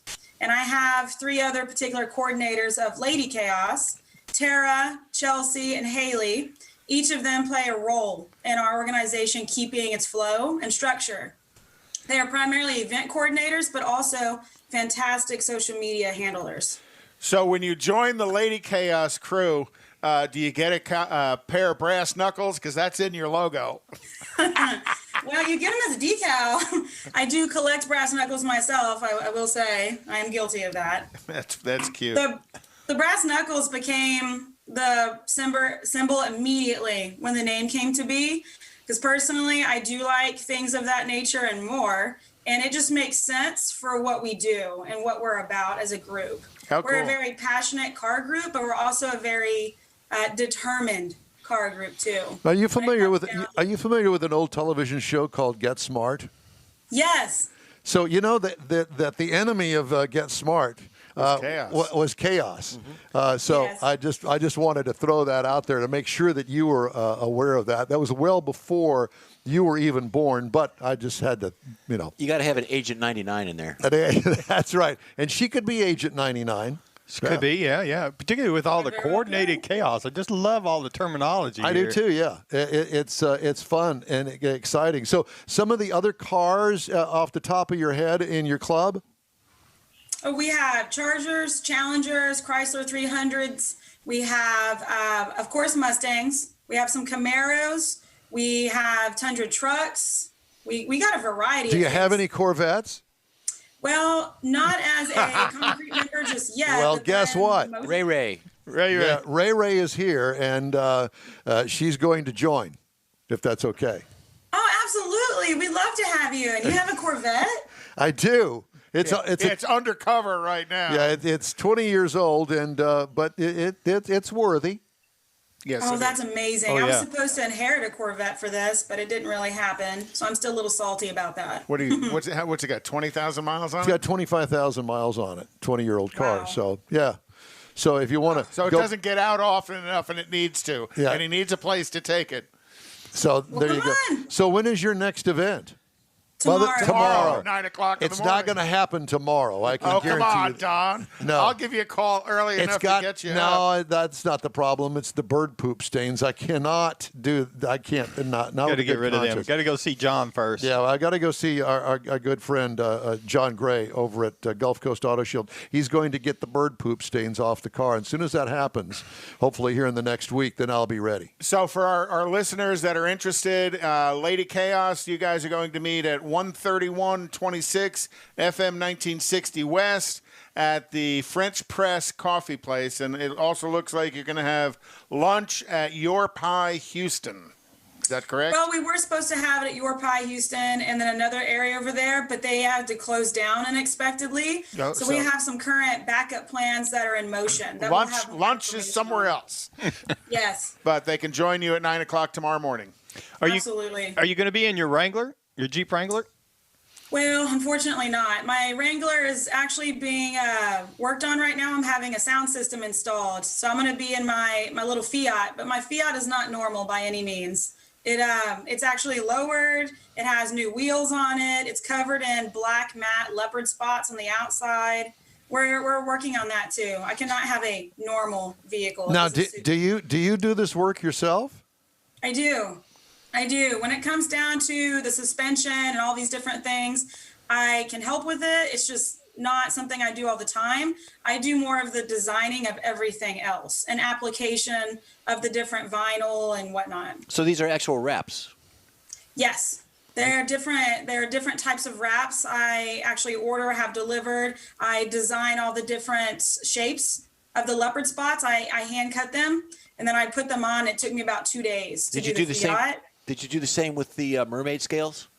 I did. The mermaid scales I've done twice. They were little bitty the first time to do a test run, and now they're about the size of my hand each. So they're pretty big, and they turn colors in the sun and when you're looking at them. Wow. You know, I'm thinking. Can you do that for Don's Corvette? No, we're not doing anything like that to the Corvette. But I will tell you that I'm thinking the art car parade for you. Oh, I wish. Tsunami wouldn't fit too much in there, though. She's not as extravagant enough. But you never know what I can come up with. Just got to raise your hand and join. That's right. And I'll bet you that one of us could probably help you and, help you promote the Chaos Car Club to get you into the art car parade. Yeah. There you go. Yeah, I'm also thinking, the in-wheel time truck that we haul our gear and stuff in with the logos on it. Next time we need something creative, we can find somebody that can got a better brain than us. Well, make it look like an alligator. Well, I wasn't thinking about the scales, but I mean, it might work.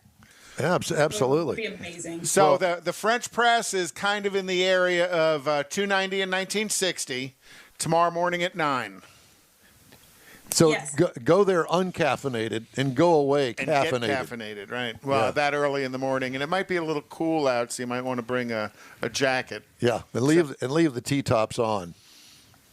Or a topper for the coffee. Or a top from Yeah. Well, thanks. We really appreciate you joining us today. Thanks a lot. We enjoyed the conversation, and good luck with the car club, and hopefully we can generate a few requests to join for you. And what is the contact information? Where you at? Our contact information is either through Facebook or Instagram. So the Instagram is very simple. It's lady_chaos_car_crew.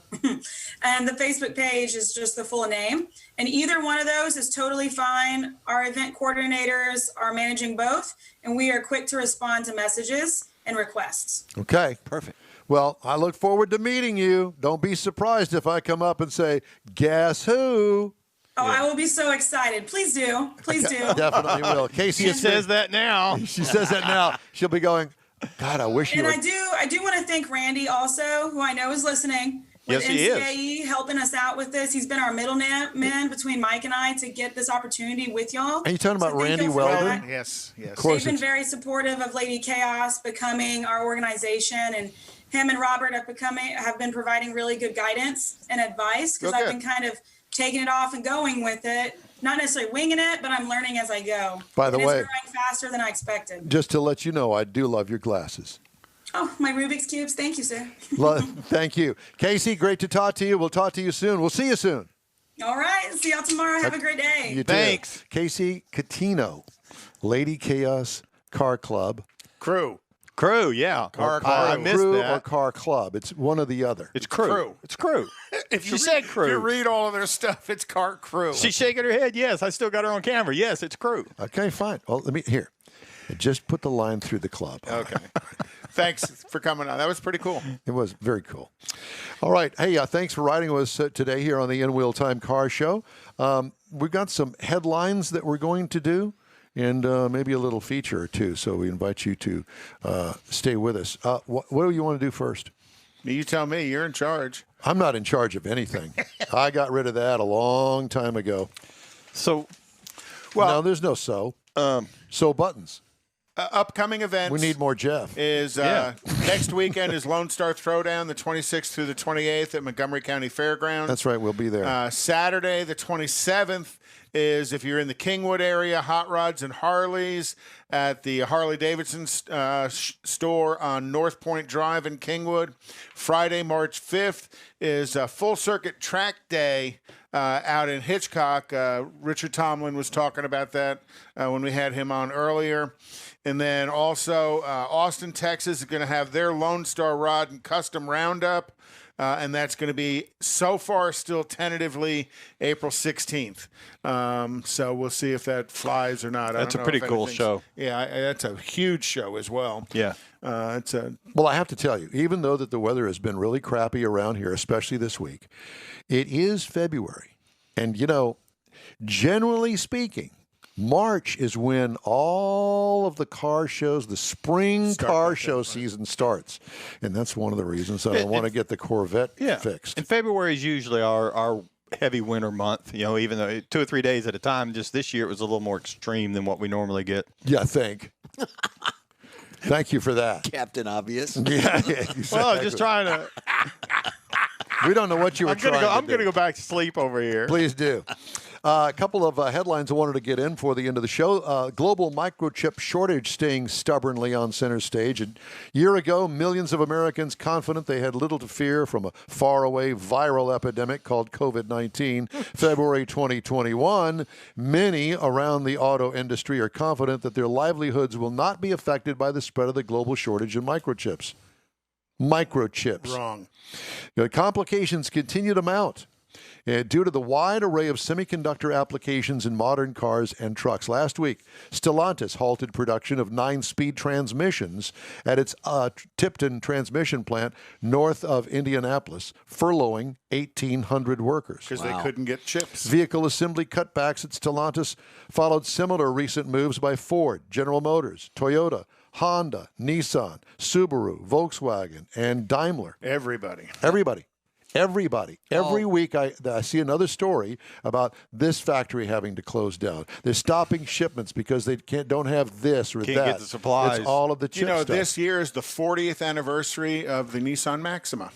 Remember when it first came out, it was called the FDSC, the four-door sports car? No, I don't remember that. I remember that early on. That had the label on the car, FDSC? It was right in the rear quarter glass. Oh, my said God. FDSC.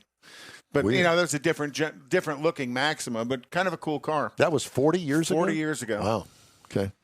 Dealerships in Texas, needless to say, and other southern states grappling with closures and reduced operations amid rounds of hazardous winter weather that have crippled the region over the last 3 days. Toyota said its San Antonio trunk plant has been idled through yesterday because of the weather-related disruptions. Sonic Automotive, the nation's 6th largest new vehicle dealership group, has been forced to close all of its franchise dealerships and used only Echo Park stores in Texas. And Texas is Sonic's largest market by revenue, representing 28%. It's the largest eco park market with 6 locations and is one of the largest franchised markets with dealerships in the Dallas and Houston area. Wow. Stellantis announced that they have committed to the Chrysler and Dodge brand in the future.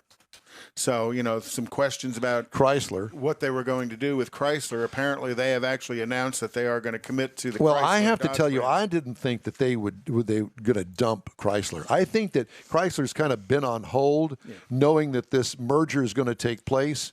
And I think that they are going to make it a competitive luxury brand like it used to be. Like it was, right? Yeah, they just stepped back to watch what's happening. But if you remember, Lincoln did the same thing. Yeah. Right. They had nothing to sell. And now they primarily sell SUVs. Correct. As does Cadillac. Right. Luxury SUVs. Stellantis did announce that Peugeot return to the U.S. has been scrapped as well. Thank you, God. Save us from ourselves. Peugeot's got a long history. So GMC is going to sell a custom-built SEV-produced GMC Cyclone. SEV. SEV, right? Electric vehicle. No. This is 750 horsepower supercharged.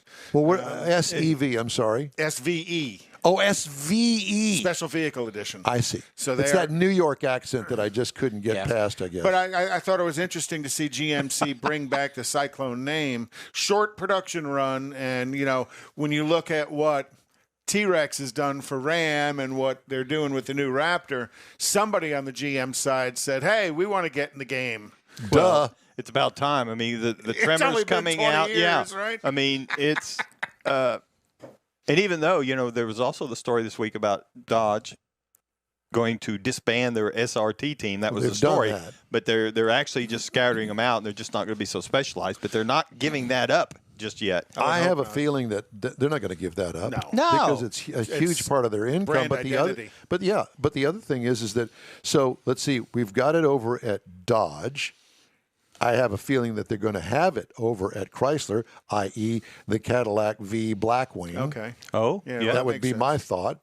And so this way they spread out the good fortunes Well, of they that put a division. Hellcat in everything else they got, so Well, why not? The 300, there was an SRT version of the 300 Correct. a number of years ago. Right. But, Sports version, yeah. It's kind of disappeared from the Chrysler You think they're going to brand. get rid of Ralph Gilles? No, I hardly think so. No. That's not going to happen. All right. Tesla trimmed prices for its cheapest Model 3 and Model Y while raising prices for the performance versions, according to the electric car maker's website. The Model 3 Standard Range Plus, is what it's called, is now 2.6% cheaper at $36,990 in the U.S. The price of the Model Y Standard Range was cut by 4.8%, down to $39,990. So I wonder what the actual transaction price is, even though they announced a $39,995 I don't price. think that they dicker with the price. I think this is the price. You pay it. Yeah, but what I mean by transaction price, when you take all of the Model 3s, what's the average selling price? That I don't Because, that's going to be the stripper, if there's a stripper at a Tesla. I love strippers. Where the upper level cars with more content in the 3 brand is probably going to push that price up quite a bit. Mazda and BMW took the top 2 spots in Consumer Reports' annual ranking of the most reliable automotive brands. I thoroughly believe Mazda could do that. BMW, to a degree, kind of surprises me because their customers are pretty demanding that they would give it that high a score. Porsche, which won the top spot in 2020, fell to 4th place. Ford Motor Company's Lincoln line fell several spots to number 28 from 13 last year. That's getting close to the So- bottom of so- the so- list. That's based on owners? Yeah. Consumer Reports, based on owners. Did I Well, say the reason that? I say that, I was asking, the reason I'm saying it because you mentioned the BMW, because a lot of the BMWs are leased. and Most so they may not. reliable automotive brands. Yeah. I don't know where So they come up with it, but whatever it is. So here Maybe we it go. is an We should have asked overbase. Mike earlier about Let's that. Let's count these down. At number 10 is Hyundai, 9 Buick, 8 Chrysler, 7 Toyota, 6 Lexus, 5 Honda, 4 Porsche, 3 Subaru, 2 BMW, and number 1 is Mazda. Wow. I know. Yeah. That's why I did the story. I just thought, wow, that's pretty interesting. Yeah, it is. And, of course, we've been over the Ford F-150 and Ford asking Texas dealers to loan out F-150s with generators during outages. That thing is over with. I don't believe that. Well, I don't believe it could do that. Well, My it's opinion. good. I'm sure that they left it up to the dealers, and it was a good marketing ploy. But No, you don't right. think that Good the marketing truck PR. could I power believe a that they were house? going to give them out and test them and everything. I don't believe it could power what they said it could. Depends on how much power you're demanding from it. You know, I ran during Ike. I ran 2 freezers and 3 refrigerators off an 8,000 kilowatt generator, and you're saying it's 7-something? 7.4. So it doesn't surprise me. 3 that freezers and 2 refrigerators? 2 refrigerators and 3 freezers. No, 2 freezers and 3 refrigerators. pardon me, we have to take a break. Okay. While you guys argue about the refrigerators. It's cold and freezers, outside. We don't need it now. Exactly. Just take them outside and set them on the ground. We're taking a break. I We'll used be to do back. that with beer. Shut up. Is your business or company looking to stand out in a crowded advertising market? Looking to reach the real auto enthusiast? Well, you found it. You're listening or watching in real time, and so are your fellow enthusiasts. The In Real Time Car Show now reaches 500,000, and we can put together a marketing plan that will engage them in your product, business, or service. To get the tires rolling, just shoot us an email to our marketing director, Jeff Zekin. His address is jeff@inwheeltime.com. Tailpipes and Tacos is Houston's premier cruise-in, and you're invited to join in. Whether you're a cruiser or spectator, Tailpipes and Tacos is the place to enjoy made-to-order breakfast tacos, fresh coffee, and mingle with Houston's fun car people. Mark your calendar for Saturday, March 20th for Tailpipes and Tacos at the Lupi Tortilla Mexican Restaurant in Katy, 8 a.m. to 11 a.m. Tailpipes and Tacos is free, and everyone is invited. You'll see collector cars, hot rods, customs, magnificent originals, and resto mods, all at one location. Cars from all over Southeast Texas cruise in and show off at a friends and family event at the Lupi Tortilla Mexican Restaurant on the Grand Parkway at Kingsland Boulevard, just south of I-10 in Katy. Drag racer, car enthusiast, and Lupi founder Stan Holt brings you Houston's hottest cruise in, Tailpipes and Tacos, Saturday, March 20th, 8 a.m. to 11 a.m. at Lupi's in Katy. The In Real Time Car Show will be there too. Get your ride ready, and we'll see you at the Tailpipes and Tacos Saturday morning cruise in, March 20th, 8 to 11 a.m. at Lupi's in Katy, weather permitting. Well, you know what that sound means, don't you? It means I can't talk about my freezer anymore. Shut up. What did you have in there? Holy smokes. Yeah, and it's stinking by now, I can guarantee you that. Well, that's it for this episode of the In Wheel Time Car Show. Hey, when you're on Facebook, please give us a like, tell your friends about us, and share our junk, if you will. You'll get Conrad's unicorn hunting features along with all things automotive all week long. In Wheel Time Car Show streams on Facebook, YouTube, Twitch, and on inwheeltime.com. Podcasts available on Pandora, Amazon, Apple Podcasts, Spotify, Stitcher Radio, iHeart Podcast, Google Podcasts, Podcast Addict, Pandora, and Amazon. Special thanks to all of our guests today. The In Real Time Chief Engineer is the fabulous David Ainsley. Our video sales and marketing man, Jeff Zekin. This week's In Real Time Car Show produced and directed by Old Man Winter. Woo-hoo. For booking agent and podcast man Mike Out of This World Mars and his royalty King Conrad DeLong, I'm Don Armstrong saying so long for now. We hope you'll join us on our next live show at the Lone Star Throwdown in Montgomery County Fairgrounds right here on the Smoke and Mirrors Network. Can't wait. Thanks for being a part of the In Wheel Time family. Mask up and stay healthy. And so long for now, friends.